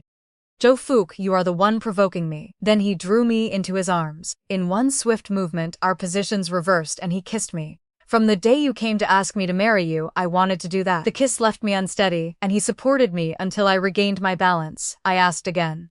When did you begin to like me? He still refused to answer. Take your time guessing. Consider it your punishment for forgetting me. Annoyed, I kissed him back and tried to coax an answer from him, but he remained stubbornly silent. How infuriating. He was absolutely infuriating. When we left the private room, the topic in the main hall had already changed. The Marquis of Anning's proposal has been refused. The Minister of Revenue's household says Li Qingrong is gravely ill and may not recover. They say it is not suitable to discuss marriage. I thought the match was certain. The two households are so evenly matched. In a corner, a man spat contemptuously. That heir of the Marquis is no good man. Miss Zhou was so fine, yet he despised her birth. He deserves to be unable to find a wife. Someone immediately laughed at him. How would you know whether Miss Zhou is good? Now that she is a county princess, you are rushing to flatter her. Of course I know. Do you remember the terrible snowstorm 3 years ago? When many people froze to death in the capital? My daughter fell ill. Medicine became scarce, and I carried her prescription everywhere without finding what she needed. I was desperate that I cried. Miss Zhou and her mother gave me some of their own medicine. My daughter survived. She is 10 now and already betrothed. Another person exclaimed, that was Miss Zhou? My son also had a high fever that would not break. I searched everywhere for medicine and found none. A mother and daughter shared medicine with us as well. The mother wore an old purple robe and the daughter wore a faded, well-worn blue padded coat. The young lady had large round eyes. It was her. She refused to tell us who she was. I secretly followed my benefactor and learned that she was Miss Zhou. For years, I did not dare disturb her. At every festival, I simply brought some homegrown vegetables and fresh eggs and quietly left them beneath the wall of the Zhou residence. So that was where the eggs and vegetables at every festival had come from. For a time, I had even suspected that someone meant to poison me. Pijin leaned closer and teased, someone did good deeds without leaving her name. Why? Why? So my heart could remain at peace. When I was very young, I had accompanied father to one of his official postings. I became gravely ill and needed an exceedingly rare medicinal ingredient to complete the prescription. It was a small place. Even though father was the county magistrate, he could not obtain it. My birth mother searched the entire town without success. She carried me on her back and wept. A carriage passed by. A young gentleman inside asked why she was crying. After mother explained, he gave her the precious medicine without accepting a single coin and without leaving his name. When my birth mother later lay dying, she held my hand and instructed me, we no longer have an opportunity to repay that benefactor. In the future, you must pass his kindness onward. The longer I spoke, the brighter Pei Jin's eyes became surprise, joy, sudden understanding and deep affection appeared in them all at once. So it was the two of us all along. He stroked my head. It seems that we truly were destined for one another. Preparations for our marriage moved quickly. 2 months later, we held the grand wedding on our wedding night. I dreamed that I was 5 years old again.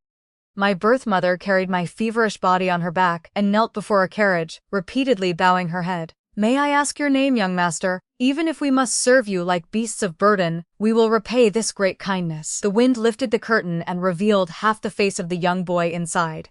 It was Pijin. Dreams shift without reason in an instant. I was returned to the great snowstorm 3 years earlier. Mother and I had distributed all the medicine we possessed and were preparing to climb into our carriage when we saw a young man lying unconscious beside the road. His face was smeared with dirt, and he was injured and nearly frozen. Mother knew at a glance that he practiced martial arts, she said cautiously. Perhaps we should report this to the authorities, but the office is in the eastern city and we are in the west. By the time anyone returns, he may not survive. Mother's heart softened. 2 guards lifted him into our carriage. We took him to the nearest medical clinic and paid his treatment costs in advance. The next day I intended to visit and ask after him, but Father heard what we had done and confined Mother and me to the residence, forbidding us to attract further attention. When the snow melted, I sent Ching Ching to inquire. She learned that the young man's family had taken him away. He was presumably safe in the dream. I finally saw his face clearly. It was Pei Jin again. Was it truly you? I opened my eyes and met the attentive gaze of the man beside me. The boy in the carriage that year and the young man I later helped on the snowy street, were both of them you? Starlight seemed to shine in his eyes. He bent and kissed me again. They were both me, you see? We were always destined to be together. During the first New Year's Eve after our marriage, I was invited to a palace banquet. There I encountered Song Ziki, whom I had not seen for a long time. He was almost unrecognizable. None of his former good looks remained. Smallpox scars covered his face, and the damage to his appearance had made him timid and withdrawn. Before my wedding, he had continued causing trouble and demanding to see me. The Marquis and Marquise of Anning feared that he would create a scandal, so they forcibly sent him to Jiangnan there. He contracted smallpox this time. No one cared for him day and night, while disregarding the danger as I once had. He survived, but his face was permanently scarred, with his appearance altered, and with everyone remembering that he had broken his engagement with me, only to propose immediately to the Minister of Revenue's daughter and be refused. Finding a good marriage had become exceedingly difficult. An even greater disaster awaited his household. After the Lantern Festival, when the court reopened, an imperial censor submitted a memorial accusing the Marquis of Anning's household of serious wrongdoing. The evidence was conclusive, and His Majesty ordered the Court of Judicial Review to investigate.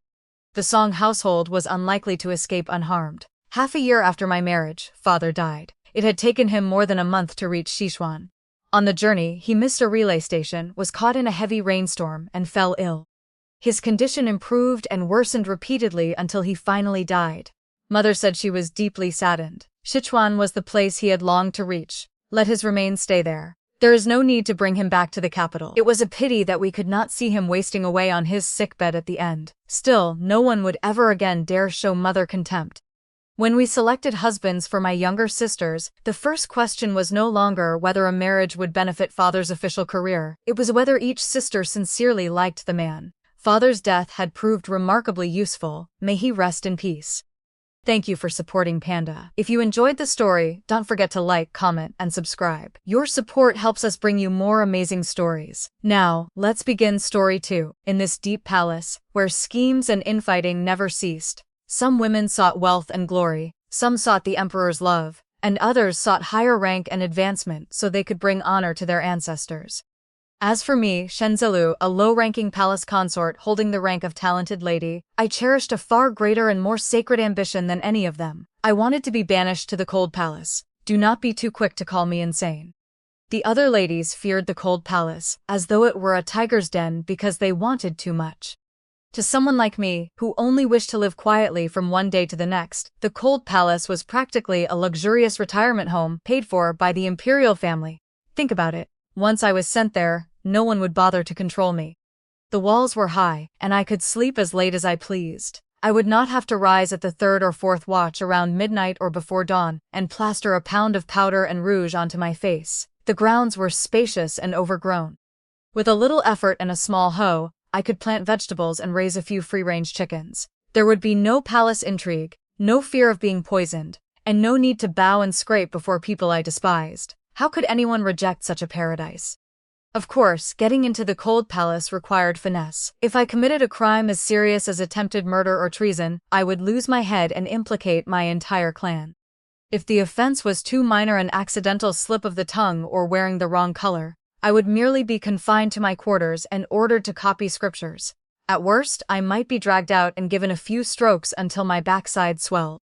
I needed precisely the right offense, serious enough to make my superiors cross my name off the roster of imperial women, but not serious enough for the Ministry of Justice to haul me to the Meridian Gate for execution. At last, in the depths of a bitter winter, the perfect opportunity arrived. That year, the reigning emperor Yan Mo claimed that affairs of state kept him too busy and handed full authority over the inner palace to noble consort Xue. Her father was a powerful general with troops under his command, and the Xue family had grown so arrogant that they respected no one. The moment noble consort Xue took control, she issued an outrageous rule. Every imperial consort had to gather before the Palace of Eternal Spring at dawn to pay respects. They were required to stand waiting in a snow-covered courtyard to demonstrate their sincerity and reverence. The instant I heard the rule, I felt as though I had found gold. That morning, the north wind screamed, and the cold cut straight to the bone. I burrowed deeper into my thick quilt and refused to move. To make my performance more convincing, I had left several baked cakes on the veranda the previous night until they were ice cold, then forced myself to eat 2 of them. Sure enough, before dawn, cramps began twisting through my stomach. It was a genuine stomachache caused by eating cold food. "Where is my personal maid?" I groaned, clutching my belly as I poked my head out from under the quilt. The young maid hurried in. When she saw how pale I looked, she panicked. "My lady, what happened?" "I will call an imperial physician at once." "Call a physician for what? I have no money to tip him." Gritting my teeth, I ordered, "Run to the Palace of Eternal Spring, and tell noble consort Xue's attendants that I am of delicate health and carelessly ate something cold. My stomach is unwell, so I cannot attend the morning greeting." The maid was so frightened that she dropped to her knees. "My lady, noble consort Zhu has forbidden anyone from claiming illness. Anyone absent will be charged with contempt for palace rules and disrespect toward her superiors. Please force yourself to go, even if only for a little while." Contempt for palace rules and disrespect toward my superiors? Excellent. Absolutely excellent. My eyes lit up, and I slapped the bed. That charge is perfect. At worst, the noble consort will fly into a rage, strip me of my rank, reduce me to a commoner, and throw me straight into the cold palace so she never has to see me again. Do as I say. Repeat my words exactly. I will bear the consequences. I waved the maid away, pulled the quilt over my head, and closed my eyes in peace. In my dream, I strolled through a garden full of cabbages in the cold palace, carrying a small hoe and whistling happily. I could not have been more wrong. About an hour later, pounding footsteps woke me. Weapons clattered in the courtyard outside. My door was thrust open, and a blast of icy wind swept into the room. I cracked my eyes open sleepily, then froze. The person standing in the center of my room was not one of noble consort Xue's fierce attendants coming to drag me away. It was a tall man in a black robe embroidered with golden dragons. His broad frame blocked the light from the window, and his presence was so cold and sharp that everything in the room seemed ready to freeze. It was the reigning emperor, Yan Mo. Behind him stood the chief eunuch, holding a horsetail whisk, and the deputy director of the Imperial Medical Bureau, trembling with a medicine chest in his hands. "Your Majesty," I floundered, trying to climb out of bed and bow, but another cramp struck. I collapsed back onto the mattress. Yan Mo walked closer, his dark eyes, deep as ancient wells, fixed on my miserable appearance. He showed no trace of tenderness, yet when he spoke, his voice carried the righteous authority of an enraged ruler. "Talented Lady Shen is so ill that she cannot leave her bed. Why are all of you still standing there? Check her pulse at once." Sweat poured down the deputy director's face. He hurried over, knelt beside the bed, laid a thin silk cloth over my wrist and took my pulse. I groaned inwardly. This was bad. One touch and he would know that I merely had an upset stomach from eating cold cakes. At most, His Majesty would scold me for being greedy and careless, then hand me over to noble consort Zhu, who would send me to the cold palace. The plan could still work, but after taking my pulse, the physician's expression changed at once. He threw himself to the floor and reported in a trembling voice, "Majesty, talented Lady Shen's pulse is extremely weak, and her vital energy and blood are in grave disorder. This is absolutely not an ordinary chill of the stomach. She has consumed food made from spoiled and moldy ingredients over an extended period, causing severe internal poisoning. If treatment had been delayed for several more hours, her life might not have been saved." I stared at the old physician as though he had lost his mind. Was this old man a fraud? My life could not be saved.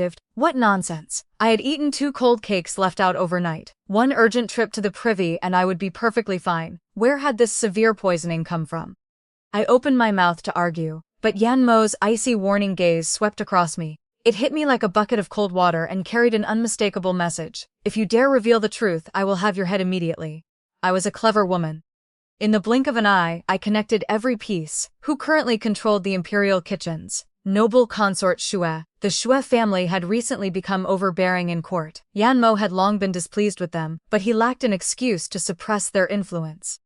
Then I, a tiny and insignificant chess piece, had conveniently offered up my own neck. I had pretended to be ill to avoid the morning greeting. Yan Mo seized the opportunity, bought off the physician, had him exaggerate my condition into a serious food poisoning case, and placed all the blame on the person managing the imperial kitchens. I was not a patient. I was an excuse. I was the blade this tyrant intended to borrow to strike noble consort Xu. At that moment, shouts rang out from the courtyard. Noble consort Xu swept inside in magnificent crimson robes, her hair covered in golden ornaments, followed by a crowd of palace maids. Her expression was mostly arrogant, with only a trace of unease. "I greet your majesty." She glanced at me, apparently near death in bed, and snorted. "Your majesty, talented Lady Shen has grown arrogant on the strength of imperial favor." Not that I had received a shred of favor. She falsely claimed illness to avoid the morning greeting and violated palace discipline. I was about to punish her. Punish her? Yan Mo interrupted. His tone was calm, yet the murderous chill beneath it made everyone struggle to breathe. He picked up a jade medicine bowl and hurled it onto the tiles before noble consort Jue. It shattered with a deafening crash. "I entrusted the inner palace to you so that you would care for its women, not take their lives." Yan Mo approached her one deliberate step at a time. "The imperial physician has just diagnosed talented Lady Shen with poisoning caused by spoiled food from the imperial kitchens. How have you managed the kitchens if one of my consorts was fed rancid leftovers and nearly died? Or did you intend to murder her?" "Your Majesty, I have been wronged. I would never do such a thing." Noble consort Jua's face turned deathly white. She dropped to her knees so abruptly that her fox fur cloak became covered in dust. "The servants in the imperial kitchens must have been careless. I truly knew nothing. If you knew nothing, then you have no business managing them." Yan Mo's verdict was cold and final. "Receive my decree. Noble consort Shuo has failed in her management of the inner palace and nearly caused a death. Her golden seal of authority over the 6 palaces is hereby confiscated, and her control of the imperial kitchens is revoked. She will forfeit 6 months of allowance and remain confined to her palace to reflect on her conduct." Noble consort Ju staggered, tears of humiliation filling her eyes. Before the eunuchs dragged her away, she turned and glared at me with naked venom. "Shenzelu, I will remember this debt. From this day forward we are mortal enemies." I lay rigid in bed, screaming inside. I was innocent. What grievance had I ever had with the Shui family? I only wanted to skip one morning greeting so I could be banished to the cold palace. How had I suddenly become the mortal enemy of the emperor's most powerful favorite? My cold palace, my radishes. Both had slipped farther away, and the disaster was not over. Yan Mo turned back to me. The emperor, who had just stripped his favored consort of power without changing expression, now put on the appearance of a sorrowful husband. Then he gestured toward the chief eunuch. "Talented Lady Shen has suffered a grave injustice.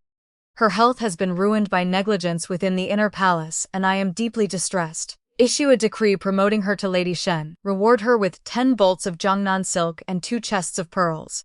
Order the Imperial Medical Office to prepare restorative medicine for her day and night. From this moment onward, every part of her treatment and allowance shall match her new rank." Your Majesty," I stammered and reached for the hem of his robe. "Please, do not promote me." Being promoted at a time like this was the same as tying me to a sacrificial stake and inviting every other woman in the palace to burn me alive. "Just throw me into the cold palace, I beg you."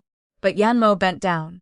His long, cool fingers gently brushed a few disordered strands of hair from my forehead. From an angle no one else could see, one corner of his mouth curled into a mocking smile, cold and calculating. His voice dropped so low that only I could hear.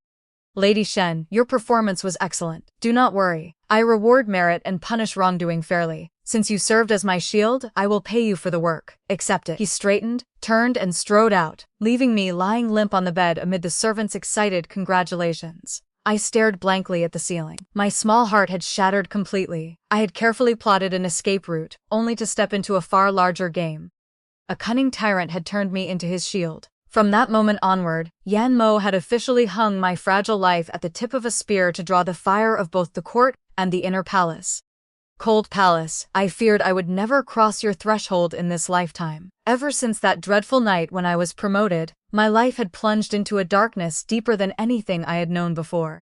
I had gone from being an invisible woman tucked away in a forgotten corner of the inner palace to a sharp thorn lodged directly in the Shui family's eye. Whenever I walked through the imperial garden, I felt as though dozens of archers were lurking behind me with bows drawn. The silk, jewels, and rewards His Majesty had sent were piled high in my room, but to me they looked no different from funeral offerings prepared for my own grave. No, I had to save myself. My plan to retire in the cold palace could not be abandoned halfway. Pretending to be mildly ill had not been severe enough. This time, I needed to commit a greater offense, one that would anger someone as powerful as Yan Mo, or perhaps someone even he had to treat with caution. That person was the Empress Dowager. She was not Yan Mo's birth mother. Born into a prestigious aristocratic clan, she had lived amid wealth and luxury all her life. She was intensely proud and especially fond of extravagance. In the inner palace, the more expensive and unusual a woman's gift, the more favorably the Empress Dowager regarded her. Her 60th birthday celebration was approaching. Was this not the perfect chance to seize a one-way ticket to the cold palace? That evening, I summoned my headmaid and whispered my instructions. Tomorrow, secretly leave the palace and go to the stalls selling scrap paper near the outskirts of the capital. Buy the roughest and cheapest paper you can find. The kind poor people use to wrap pipe tobacco, the coarser the better. Make sure it looks dull and ugly. The maid's face drained of color. She fell to her knees and began to cry. My lady, what are you planning? The Empress Dowager's birthday is almost here. Every other consort is preparing jade and precious jewels. If you use such wretched paper for her birthday gift, she may have everyone in the Western Pavilion beheaded. His Majesty will not allow anyone to behead me. He still needs me as a target. I slapped my thigh, eyes shining. But he would certainly send me to the cold palace. Once we are there, I will give you a garden bed of your own. You can grow whatever vegetables you like, and neither of us will have to live in fear anymore. Under my relentless threats and persuasion, she wiped her tears and bought the paper. When I held the stack of dull sheets, as rough as sandpaper, I happily ground some weak ink and began copying the Heart Sutra. I deliberately avoided my usual graceful calligraphy. Instead, I wrote with my left hand, producing crooked, wandering strokes that looked as though chickens had scratched across the page. When I finished, I admired my shabby masterpiece, a work deeply insulting to the imperial family, and smiled in satisfaction. This time, not even the immortals could save me. The birthday banquet was held in the Hall of Supreme Harmony. Its splendor was overwhelming. Civil and military officials from the outer court gathered with every consort of the inner palace. Yan Mo sat high upon the imperial throne in a majestic dragon robe, his face as cold, sharp, and emotionless as ever. Beside him sat the Empress Dowager in a phoenix robe glittering with gold thread. Her smile was dignified, but her eyes were as keen as knives as they swept over the gifts being presented. The first to step forward was Lady Lin, a senior-ranked imperial consort favored by the Empress Dowager, and her most capable eyes and ears within the inner palace. Lady Lin moved gracefully into the hall and ordered 4 eunuchs to carry in a coral tree nearly 10 feet tall, glowing blood-red, with every branch exquisitely formed and without a single flaw. I wish the Empress Dowager blessings as vast as the Eastern Sea and a life as enduring as the southern mountains. My father searched the distant southern seas to obtain this coral from their deepest waters, and I respectfully offer it to you, Empress Dowager. Lady Lin smiled gently. The Empress Dowager's pleasure was obvious, and she nodded repeatedly as she bestowed rewards. Next came noble consort Shu. Although she had recently lost authority over the inner palace, the strength of her family still made her arrogant. The Shui family's gift was a statue of the Bodhisattva Guanyin, carved from a single solid block of jade. A luminous pearl the size of a quail's egg was set into its forehead, casting light across an entire corner of the hall. One treasure after another, each worth tens of thousands of taels of gold, was presented. The banquet grew more animated with every gift. Then it was my turn. Under hundreds of watching eyes, I straightened the hem of my robe and slowly walked into the center of the great hall. The chief eunuch stood beside Yan Mo and announced loudly, "Lady Shen presents her birthday gift." I knelt and raised a plain wooden tray with both hands. There was no brocade, no silk, no carved jade box. The tray held only a stack of coarse yellowed paper tied with a coarse hemp cord. The entire Hall of Supreme Harmony fell silent. Even breathing could be heard.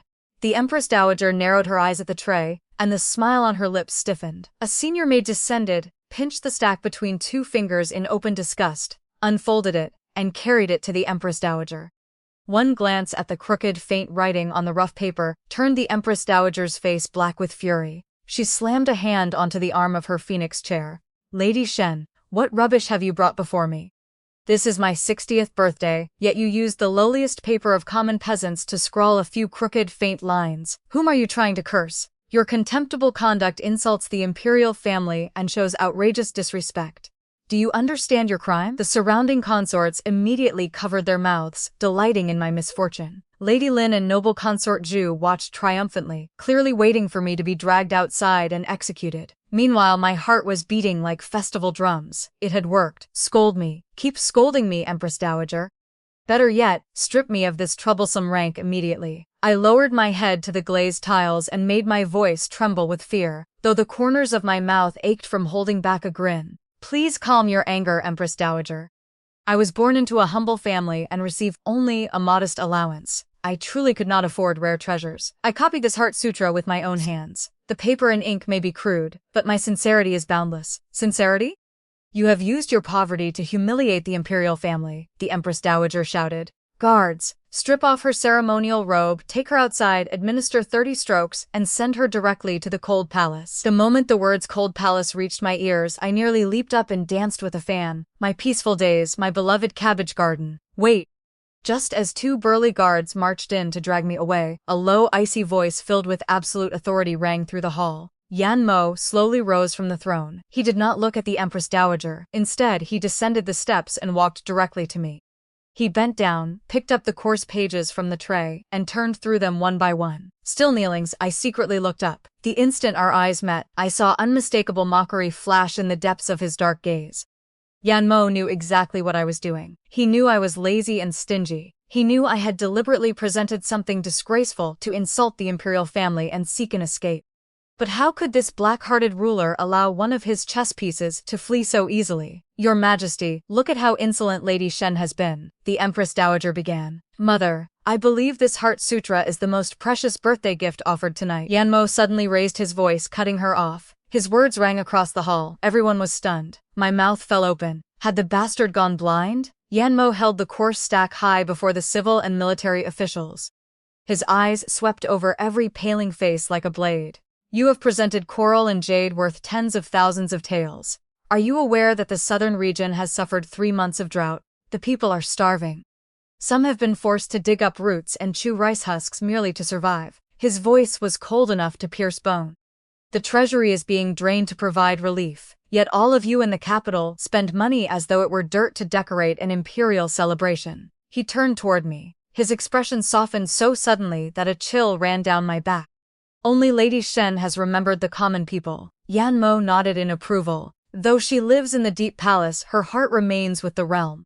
She selected the cheapest paper used by the poor and personally copied a sutra to pray for blessings without wasting a single coin from the treasury. Her calligraphy is plain and trembling, proof that she remained awake night after night, exhausting her mind for the peace of the nation and the well-being of its people. This is the conduct of a woman who understands righteousness. She is an example to the entire court. I nearly spat blood. The writing trembled because I had scribbled it with my left hand to finish quickly. What did it have to do with exhausting myself for the nation?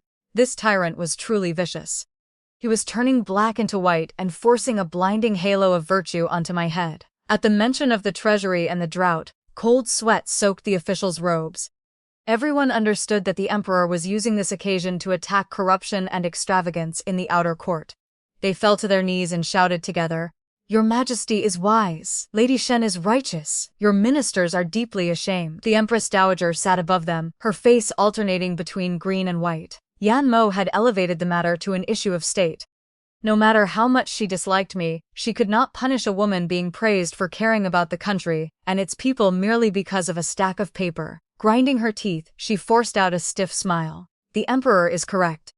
I am very pleased with Lady Shen's sincerity. Receive my decree, Yan Mo said, one corner of his mouth lifting as he delivered his final judgment. Beginning tomorrow, everyone in the inner palace, from imperial consorts to palace maids, will follow Lady Shen's example of thrift. Their allowances will be cut by half. All 3 daily meals will be vegetarian. Everyone will wear plain cloth and luxury items are forbidden for 1 month while the palace prays for rain in the southern region. He turned and personally helped me to my feet. A cruel, sinister smile spread across his face. As a special reward, Lady Shen will receive 10 chests of Buddhist scriptures. From now on, she will represent me in the court by copying them on this same paper to pray for peace under heaven. She is absolutely forbidden to be lazy. I stood as stiff as a stone statue. The hall echoed with officials expressing gratitude, but thunder roared inside my head. Half my allowance gone. Vegetarian meals for a month.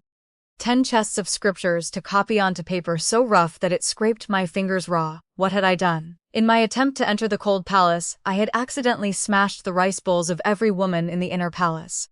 I had condemned them all to vegetarian meals and Buddhist prayers, and I had become Yanmo's perfect screen for forcing the entire court to tighten its belts. The gazes of noble consort Shuo, Lady Lin, and dozens of other women behind me seemed ready to tear me into 100 pieces. If looks could kill, I would have been executed by 1,000 cuts 10,000 times over. As Yanmo passed me, he murmured teasingly, just loud enough for me to hear, "Ink dries quickly on this kind of paper. I will send someone to supervise your copying every day." He paused, then added, "The cold palace has developed a leaking roof. Remain obediently in the Western Pavilion and serve as my symbol of virtue." I staggered. This emperor was not human. He was the cruelest employer in the world, squeezing labor from me and using me as a shield to absorb everyone's rage without paying a single extra coin. My second attempt to enter the cold palace officially collapsed amid the bitter tears of a thoroughly defeated lazy woman. Once Yanmo forced the title Model of Thrift onto my head, life became a living hell. For 30 endless days, all 3 meals consisted of watery rice porridge with a little soy sauce. Occasionally, I found a tasteless strand of boiled greens. Worse still, Chief Eunuch Wang Pei sent people to watch me call 10 chests of Buddhist scriptures on cheap abrasive paper that nearly rubbed away my fingerprints. My personal maid Bangxia massaged my aching arm while both our stomachs growled loudly. I knew I could not continue sitting there and accepting defeat. Waiting passively for death was not my style. If I wanted to enter the cold palace, I had to act more decisively. I analyzed my 2 previous failures. The first time, I pretended to be ill so I could avoid the morning greeting. Yanmo transformed it into a food poisoning case.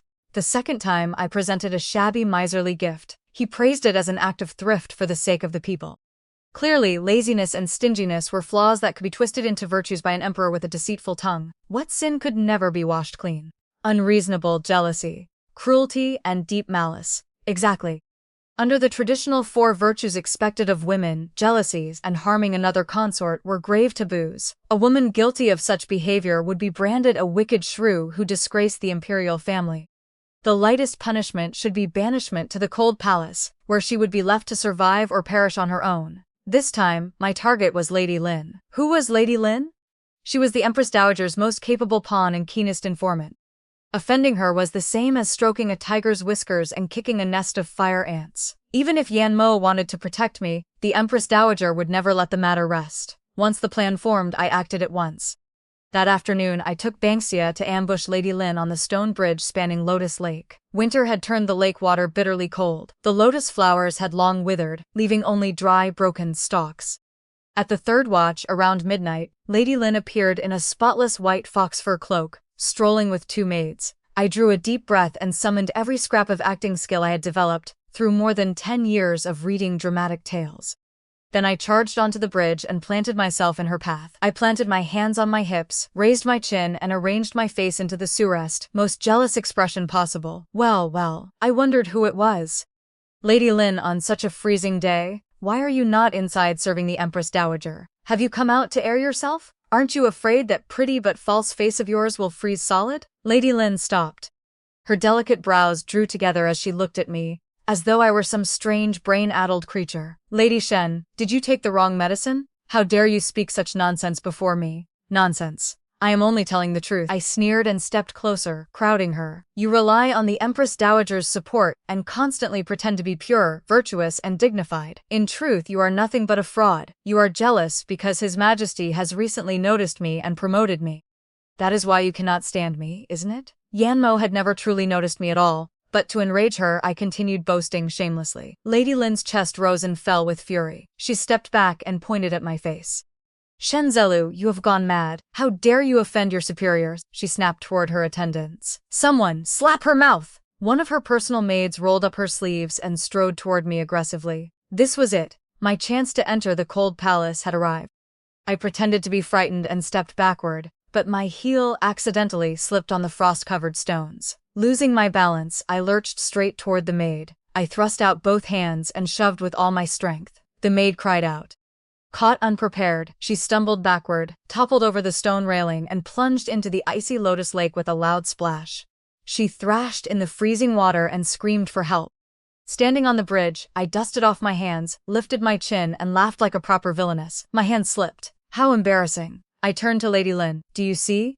This is what happens to anyone who dares offend Shen Zilu. I am jealous and vicious.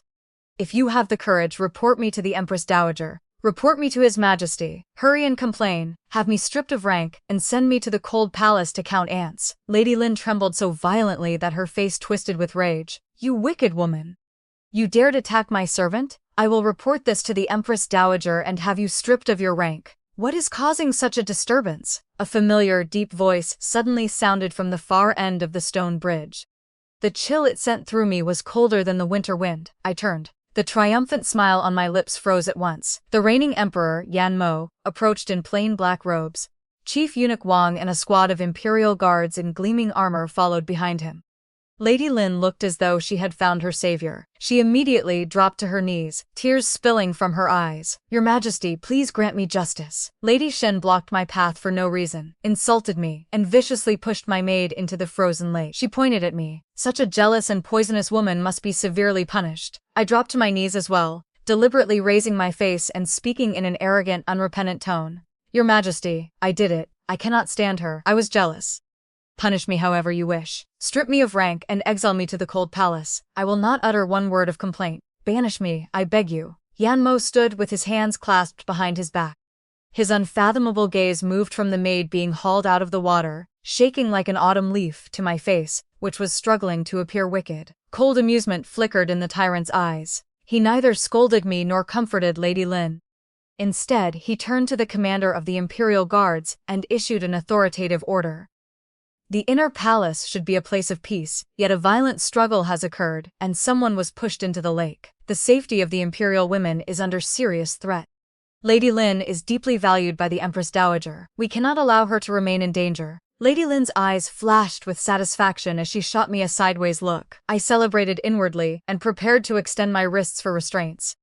Then Yan Mo's next sentence struck the entire bridge like lightning. With matters this chaotic, there may be criminals hidden in Lady Lin's residence, stirring up conflict. By my order, seal her entire compound immediately. The Imperial Guards will search every corner.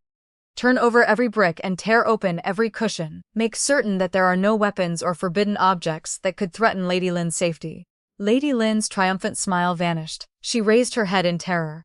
Your Majesty, that is unnecessary. Lady Shen merely bullied my servant. There are no criminals in my residence. Lady Lin need not be afraid. I am protecting you, Yan Mo said, leaving no room for refusal. Search everything. The Imperial Guards surged forward like released tigers, split into two groups, and rushed toward Lady Lin's compound. Her legs gave way. She collapsed, her face utterly bloodless. I remained kneeling, staring at the absurd scene. My mind stopped for several seconds before a cold realization crawled down my spine. I understood. That damn tyrant had used me again. Yan Mo had long wanted to uproot Lady Lin's network for passing information and accepting bribes, along with the Empress Dowager's faction. But Lady Lin's residence was heavily protected, and the Empress Dowager stood behind her. He could not order a search without cause and risk alarming everyone involved. Just as he needed an excuse, I had created a loud and physical confrontation beside Lotus Lake. Yan Mo immediately claimed that he was protecting Lady Lin from the madness of the wicked Shen woman, giving the Imperial Guards a perfectly legitimate reason to raid her residence. Half an hour later, a guard hurried back from Lady Lin's compound, carrying a small ledger and several secret letters in both hands. Your Majesty, during the search, we opened a cushion in Lady Lin's bedchamber. Inside, we discovered a detailed list of bribes presented to the Empress Dowager by provincial officials, along with secret correspondence with foreign vassal states. Yan Mo took the ledger. His gaze, cold as an underworld demon, swept over Lady Lin. She lay prostrate on the ground, knocking her forehead against the stone and pleading her innocence. What a virtuous and gentle favorite, Yan Mo said with a cold smile. Guards, strip her of her title. Send the Lin woman to the Ministry of Justice prison to await investigation. Arrest every maid and eunuch in her residence for questioning. Cries echoed across Lotus Lake. Lady Lin was dragged away, leaving me kneeling like a stone statue carved from despair. That evening, I was summoned to the imperial study and made to kneel before Yan Mo. A warm brazier burned in the room, but my heart felt colder than the bottom of the frozen lake. Yan Mo sat calmly reviewing memorials. Without looking up, he drew a heavy gold ingot from his sleeve and tossed it onto the tiles before my knees. Lady Shen, today's performance of jealousy was extremely convincing. You argued loudly and served as an excellent distraction. He continued writing as he spoke. I have finally removed a thorn that has troubled me for a long time. This is your reward. I lowered my head and stared at the shining gold, my eyes burning red. Biting my lip, I said bitterly, Your Majesty, you knew that I did all of this because I wanted to be sent to the cold palace. Why do you keep forcing me toward death? Lady Lin has fallen, and the Empress Dowager will certainly hate me. Yan Mo's brush stopped. Slowly, he raised his head and looked directly at me with a deep, cutting gaze. He made no attempt to hide the ruthlessness of a ruler manipulating the board. I know you want to enter the cold palace to escape work. I know you are clever but cowardly, and that you value your life above all else. But Shenzalou, you should understand one principle. Once you accept the imperial family's support, you cannot lie down and enjoy peace without earning it. He rose, walked around the desk and bent down. With 2 long fingers, he lifted my chin and forced me to meet his eyes. What does it matter if the Empress Dowager hates you? While I am here, who would dare touch a single hair on the head of my chess piece? No, my beloved consort. Wang Pei, issue a decree.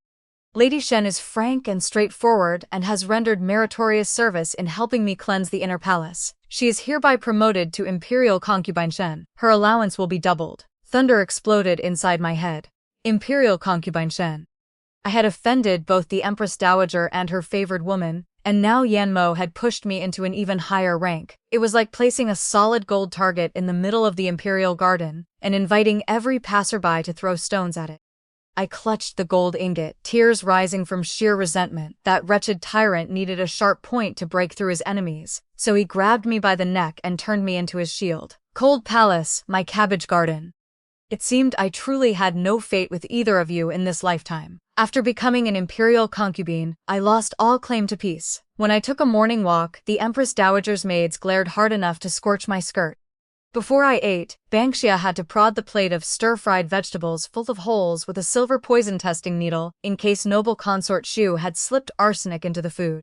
At night, I wedged 3 wooden chairs behind the door, terrified that some bribed eunuch might break in and strangle me. Yan Mo had made my life into a shield that drew all the hatred of the inner palace. If I kept resorting to convoluted schemes worthy of the 3 kingdoms, pretending to be sick, insulting the Buddhist scriptures, or pushing someone into a lake, I might meet the king of hell and serve him tea before I ever reached the cold palace. I could no longer take a roundabout path. I had to strike at the heart of the matter. The greatest crime an imperial consort could commit was not offending another woman. It was offending the emperor himself. If I spoke treasonous words, pointed at Yan Mo's face and cursed him, behaved defiantly, and challenged imperial authority, then no matter how shameless he was, he could not possibly keep me as one of his consorts. My fighting spirit blazed back to life, and I prepared the trap. That evening, Yan Mo came to the Western Pavilion according to palace custom. When the emperor visited, a consort was supposed to bathe in rose-scented water, apply elaborate makeup, dress in her most flowing silk robes, and kneel at the courtyard gate to welcome him. I did none of that. I ordered Bangxia to put away every jade hairpin. I wore only a coarse gray underrobe, left my hair loose and tangled, and applied not a trace of powder to my face. Then I carried a bamboo chair into the center of the hall and sat on it grandly, one leg propped on the seat. I held a plate of melon seeds and cracked them noisily between my teeth, spitting the shells across the glazed floor. The courtyard doors swung open. Yan Mo entered with the chill of the night clinging to him. Behind him came Chief Eunuch Wang and a group of maids and eunuchs carrying a brazier and tea trays. The servants froze when they saw my slovenly, disrespectful appearance. Their faces turned pale. Chief Eunuch Wang cleared his throat nervously. Imperial Concubine Shen, His Majesty has arrived. Why have you not knelt to welcome him, and why are you dressed so improperly? I did not move. I lifted my chin, spat another seed shell onto the floor, and answered with reckless arrogance. Kneel to welcome him? Chief Eunuch Wang, can't you see that my legs hurt? Besides, His Majesty did not come to admire my beauty or listen to music. He came to find an excuse to punish someone else. Why should I exhaust myself dressing up? The moment the words left my mouth, the entire Western Pavilion seemed to freeze. several young eunuchs went weak at the knees and dropped to the floor, trembling. Those words amounted to insulting the sovereign and showing contempt for the imperial presence. I could have been beheaded many times over. Strip me of rank. Hurry and strip me of rank. Cold Palace, your mistress was about to return. Yan Mo stopped in the middle of the room. His unfathomable gaze moved from my disordered hair to my dull gray robe, then settled on the plate of seeds in my hands. No thunderous rage came. No one shouted for the imperial guards to drag me out for execution. Yan Mo merely raised one eyebrow and waved his hand. Everyone leave. Close the doors. Chief Eunuch Wang looked as though he had received a pardon from death. He hurried the servants out and firmly shut the wooden doors behind them. That left the tyrant and me alone in a room lit by wavering red candles. Yan Mo did not become angry. He walked over at an unhurried pace, pulled over an ironwood chair, and sat opposite me. Then he calmly reached into my plate, took a handful of seeds, and cracked one himself. Shenzelu, I know exactly what you are thinking. He dropped the shell onto the jade tray.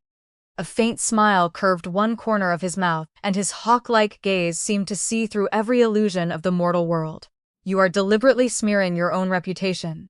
You want to provoke me into sending you to the Cold Palace. Do you desire that crumbling pile of bricks so badly? But since I had already gone this far, I could only continue. I lowered my leg, tossed the plate onto the table, and finally laid my cards openly before him. So what if I do?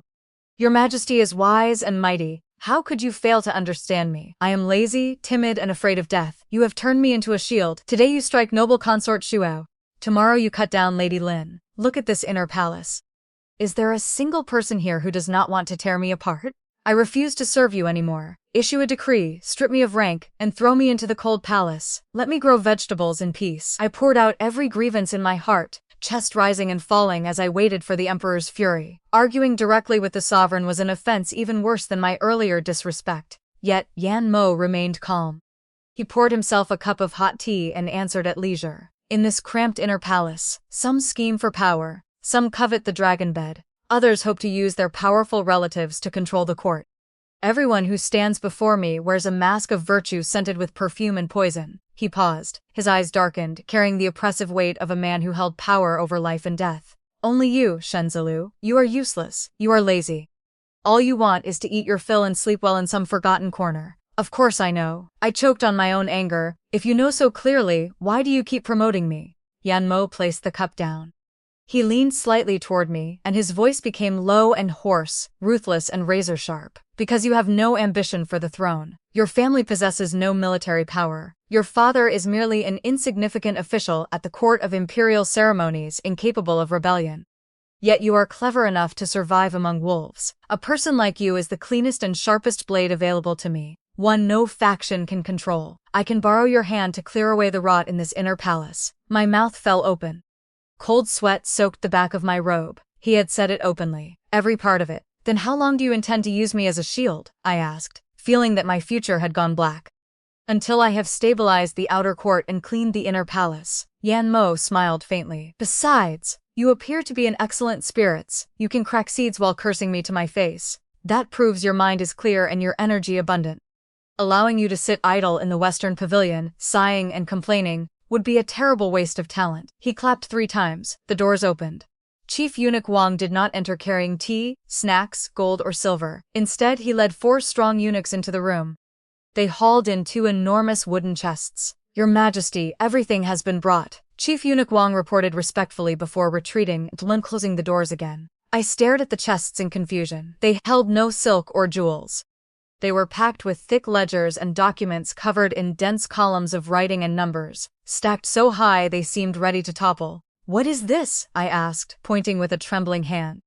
Memorials and the Ministry of Revenue's account books for the past 3 years, Yan Mo said. He folded his arms and looked down at me like a merciless employer, assigning work to the lowliest laborer. The Treasury has recently suffered unexplained losses. I suspect that Ministry of Revenue officials have colluded with powerful consort clans to embezzle funds. If I hand these books to the Grand Secretariat, I will alert everyone involved, and they will protect one another. His lips curved and evil amusement flashed in his eyes.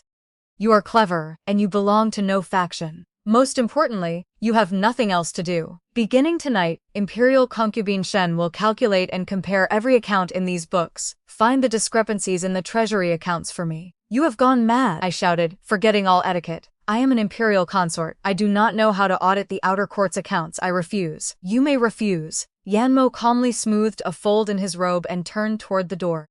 Before leaving, he tossed back a light sentence that crushed my soul. Your father, Lord Shen, spends his quiet days drinking tea at the court of imperial ceremonies while receiving a salary from the throne. I have heard that he has recently become somewhat negligent. If these accounts are not examined within half a month, I will remove him for dereliction of duty and exile the entire Shen family to the borderlands to tend horses. He stopped at the threshold. As for you, I still will not send you to the cold palace. I will keep you in the hall of mental cultivation, grinding ink for me every day. The door slammed shut, and Yanmo disappeared into the night. I stood frozen in the western pavilion, staring at the two towering chests of Ministry of Revenue ledgers. It felt as though the sky had collapsed. I pretended to be ill, and he promoted me into his public shield. I acted cheap and miserly, and he made me a symbol of moral virtue, forcing me to eat vegetarian meals and copy scripture. Now I had recklessly cursed the emperor, and instead of stripping me of rank and sending me to the cold palace, he had forced me to work as an unpaid accountant. What evil had I committed in my previous life to suffer such extreme exploitation in this one? That tyrant Yanmo was no emperor. He was a blood-sucking demon. Cold palace, I could only bid you farewell forever. I covered my face, collapsed between the two chests of account books, and wailed in despair. For nearly a full month, I was effectively confined in the Western Pavilion, serving as the reigning emperor's accountant without wages or benefits. Never in my wildest dreams had I imagined that an imperial consort would use an abacus more often than rouge. The Ministry of Revenue's records were a hopeless, rotten tangle. Every day, from the first rooster's crow until the third watch, I scratched my head and pulled at my hair. Dark circles spread beneath my eyes until I looked like a starving panda, and my hair fell out in handfuls. Bangxia had to stew black bean soup for me every day to restore my blood and vitality. When I looked into the bronze mirror, I saw pale skin, sunken eyes, disordered hair, and a frantic expression. Suddenly, I realized that this was the perfect appearance for a woman who had lost her mind. Of course, I could pretend to be insane.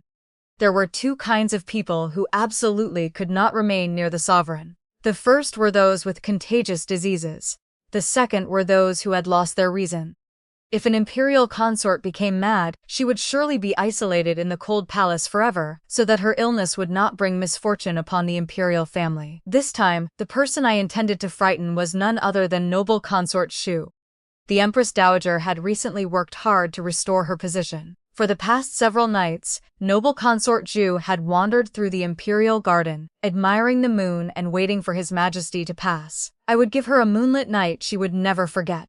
Around midnight that night, the winter wind howled through the leaves. I put on a completely white sleeping robe and deliberately tore several slashes into its hem. Bangxia coated my face with chalk white powder, applied heavy black eye shadow, and loosened my long hair until it hung to my waist. I looked exactly like a vengeful female ghost crawling out of an ancient well.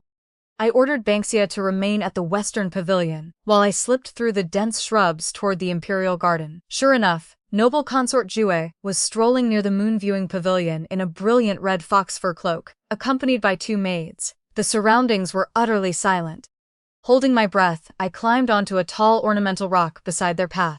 The moment noble consort Shu approached, I released a wild mournful howl and leaped down onto the grass directly before her. "Give me back my radishes," I screamed. "Where is my cold palace?" I waved my arms, crawled wildly across the ground, let my hair cover my powdered face, and threw back my head with a strange broken laugh. Noble consort Zhu had been strolling gracefully when a white ghost suddenly dropped in front of her. Terror nearly drove her soul from her body. "A ghost! There is a ghost!" she screamed sharply and fell backward. Her hairpin clattered onto the path. Her two maids were equally terrified. They clung to each other and shook, neither daring to step forward and help their mistress. The effect was even better than I had hoped. I crawled closer, wrapped both arms around noble consort Zhu's legs, and spoke in a deranged voice. "My lady, will you come to the cold palace with me? Growing vegetables there is wonderful, there are no account books." He, get away from me, you mad ghost." Noble consort Zhu kicked frantically, all color gone from her beautiful face. "Guards, there is an assassin! Help!" Her shrieks immediately alerted the night patrol. Torchlight flared along a distant corridor. At the front of the approaching group was none other than Yan Mo. The tyrant wore a black lamb fur cloak. His face shadowed as he strode toward us with commanding steps. Chief Eunuch Wang and a squad of imperial guards followed behind him. Noble consort Xue looked like a drowning woman who had found a piece of driftwood. She crawled to Yan Mo, clutched his trouser leg and sobbed, "Your Majesty, save me. Imperial concubine Shen has gone mad. An evil spirit has possessed her. She wants to kill me." I knelt on the ground, celebrating inwardly while continuing my performance. I reached into the empty air and laughed foolishly. "Butterflies, Your Majesty, I am catching butterflies. The cold palace has enormous butterflies." Noble consort Zhu pointed at me, her voice shrill. "Your Majesty, look at her. Her mind is disordered, and she speaks nonsense. Keeping her in the inner palace will only bring misfortune. Please issue an immediate decree sending her to the cold palace for isolation before her terrible illness spreads." Beautifully said, noble consort. Never in my life had I heard anything from your mouth that pleased me so much. Inside, I nodded furiously. I raised my panda-ringed eyes and waited for Yanmo to give the order. But Yanmo remained motionless. His cold, unfathomable gaze swept over my pale, disheveled appearance, then stopped on the rolls of Ministry of Revenue documents that I had deliberately stuffed into my sleeves as props. A faint and extremely dangerous smile appeared on the Emperor's lips. He did not kick noble consort Xue away, nor did he bother to help her up. "Mad?" Yanmo said in a low voice that chilled everyone who heard it. He looked at noble consort Xue. "The noble consort is mistaken. Imperial concubine Shen is not mad." Noble consort Xue stared at him, but she has exhausted herself through concern for affairs of state. Yanmo suddenly raised his voice and swept noble consort Xue aside with his sleeve. His keen gaze moved over the guards and palace servants present. "Do you know that for the past month, Imperial concubine Shen has worked day and night without sleep, examining the Ministry of Revenue's records on my behalf, and uncovering numerous holes caused by corruption in the outer court? A physically delicate woman has worn down her mind and spirit for the good of the realm, until she now walks unconsciously through the night. Her loyalty to ruler and country is witnessed by heaven itself." I stared at him, stunned. My mouth fell open, and a clump of flour fell from my cheek. That shameless old fox had turned black into white again. Recently, the Xue family had joined with other powerful clans and repeatedly submitted petitions demanding that Yanmo establish noble consort Xue as empress to stabilize the inner palace. He had delayed as long as possible, but his excuses were running out. Now I had voluntarily offered him this display of madness, and he immediately transformed it into the perfect shield. Yanmo stepped forward. Ignoring the dirty powder on my face, he seized my wrist and pulled me upright. "Receive my decree." His voice rang like thunder, smashing the last fragment of my hope. Imperial concubine Shen has devoted herself completely to her duty and rendered extraordinary service. She is hereby promoted to consort Shen. Consort Shen's condition requires special care. The Imperial Household Department will immediately move all her belongings from the Western Pavilion into the Hall of Mental Cultivation. I will personally care for her and make sure she takes her medicine. At the words Hall of Mental Cultivation, noble consort Xue's eyes rolled back, and she fainted on the spot. The Hall of Mental Cultivation was the Emperor's private residence. No matter how favored a consort was, she remained in her own palace. No one simply moved in to live beside him. As for me, I struggled in Yanmo's grasp and forgot entirely that I was supposed to be pretending madness. "No, I truly am mad. I will infect you. Send me to the cold palace.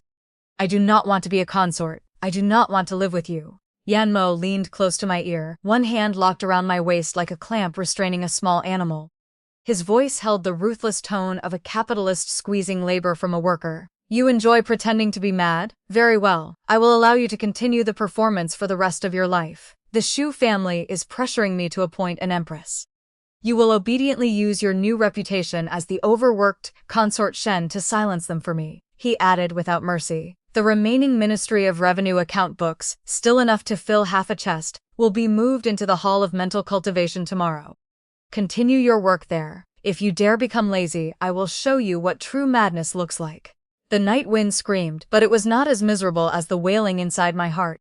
Not only had I failed to enter the cold palace and grow cabbages, I had been promoted again. I had been thrown forward as a shield against the Xue family's demand for the empress's seat. Worst of all, I had to move in with the tyrant so that I could work overtime as his accountant at every hour of the day. Heaven help me, a lazy salted fish like me had reached the end of all hope. From the day I was dragged into the Hall of Mental Cultivation, my life entered a new chapter, dark, busy and filled with murderous hostility. I, Shenzilu, was now consort Shen, whose prestige supposedly dominated the entire inner palace. Everyone believed I was an unmatched favorite who shared the emperor's bed every night. No one knew that behind the closed doors of the Hall of Mental Cultivation, Yan Mo had thrown a bamboo cot into the corner for me. Day and night, I bent over an abacus, its beads clacking as I examined the remaining Ministry of Revenue account books, still enough to fill half a chest. Bangsha stood beside me, fanning the room. She looked at my bloodshot eyes and heavy dark circles and began to sob. "My lady, perhaps we should find another excuse to offend His Majesty and beg to enter the cold palace. This place is too miserable.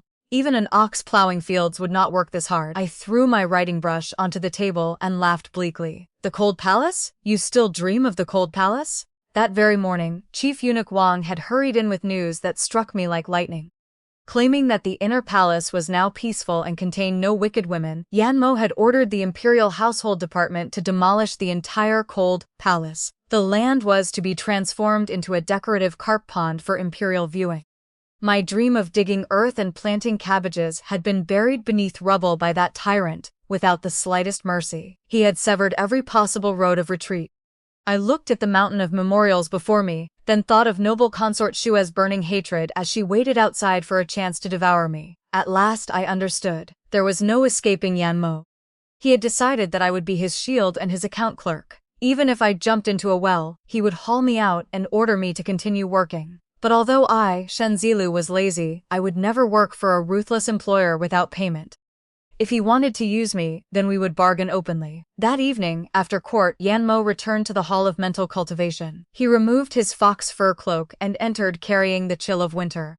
When he saw that I was not bent over the abacus as usual but sitting with folded arms at the tea table, he raised an eyebrow. "Have you finished examining the 9th month accounts? Why is consort Shen so idle?" I did not bow.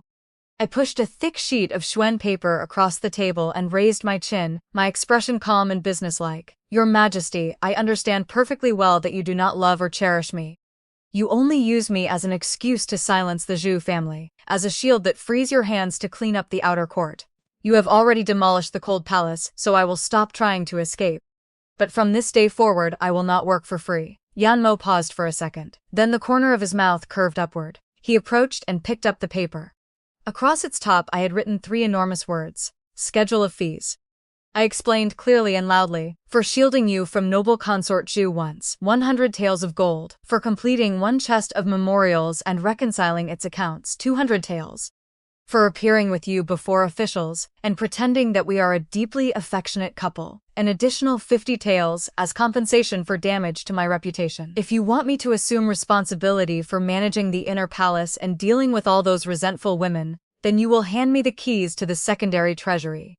After speaking without stopping, I slapped my palm onto the table. "Your imperial enterprise is enormous. You cannot exploit a poor common woman like me. If you agree, stamp the imperial seal of state here, and I will return to the accounts immediately. If you refuse, then grant me a length of white silk and let me leave this life. Reincarnation would be better than serving as unpaid labor." The room fell into suffocating silence. Bangsha stood near the door with her eyes squeezed shut, certain that this time I would truly be executed. Yan Mo looked at the fee schedule, then at my determined face demanding payment. Suddenly his chest shook with laughter. He threw back his head and laughed aloud. It was a carefree, delighted laugh, unlike anything anyone had ever heard from this cold-blooded ruler. "Shenzilu, you truly have not disappointed me." Yan Mo stepped forward and planted both hands on the table, enclosing me between his arms. His dark eyes no longer held mockery. Instead, they held genuine admiration. "Every woman in the inner palace asks for love, power, or advantages for her family. Only you openly demand payment for your labor." He drew a vermilion brush, signed the agreement with one sweeping stroke, then took the imperial seal of state and stamped a bright red mark onto my fee schedule. "Approved," Yan Mo said in a low voice. His hot breath brushed against my ear. "Even if the treasury were empty, I could still afford a high-priced consort for hire like you. But Shenzilu, listen carefully." He lifted a hand and caressed my cheek, his voice carrying the fierce possessiveness of a ruler. "You have accepted my deposit, and this agreement has been stamped with the imperial seal of state. You are bound to my ship for life. Even if the cold palace is rebuilt, do not imagine that you will ever set foot inside it." I clutched the contract stamped with the imperial seal of state and secretly wiped away cold sweat. Part of me rejoiced because I would finally be paid. The rest mourned the freedom I had lost. My dream of banishment and vegetable farming had officially dissolved into smoke. From that day onward, I, Shenzi, gave up my perfectly idle life and became the most professional corporate slave in the inner palace. I collected money by day and worked by night. Occasionally, I picked another argument with noble consort Shu just to earn an extra bonus.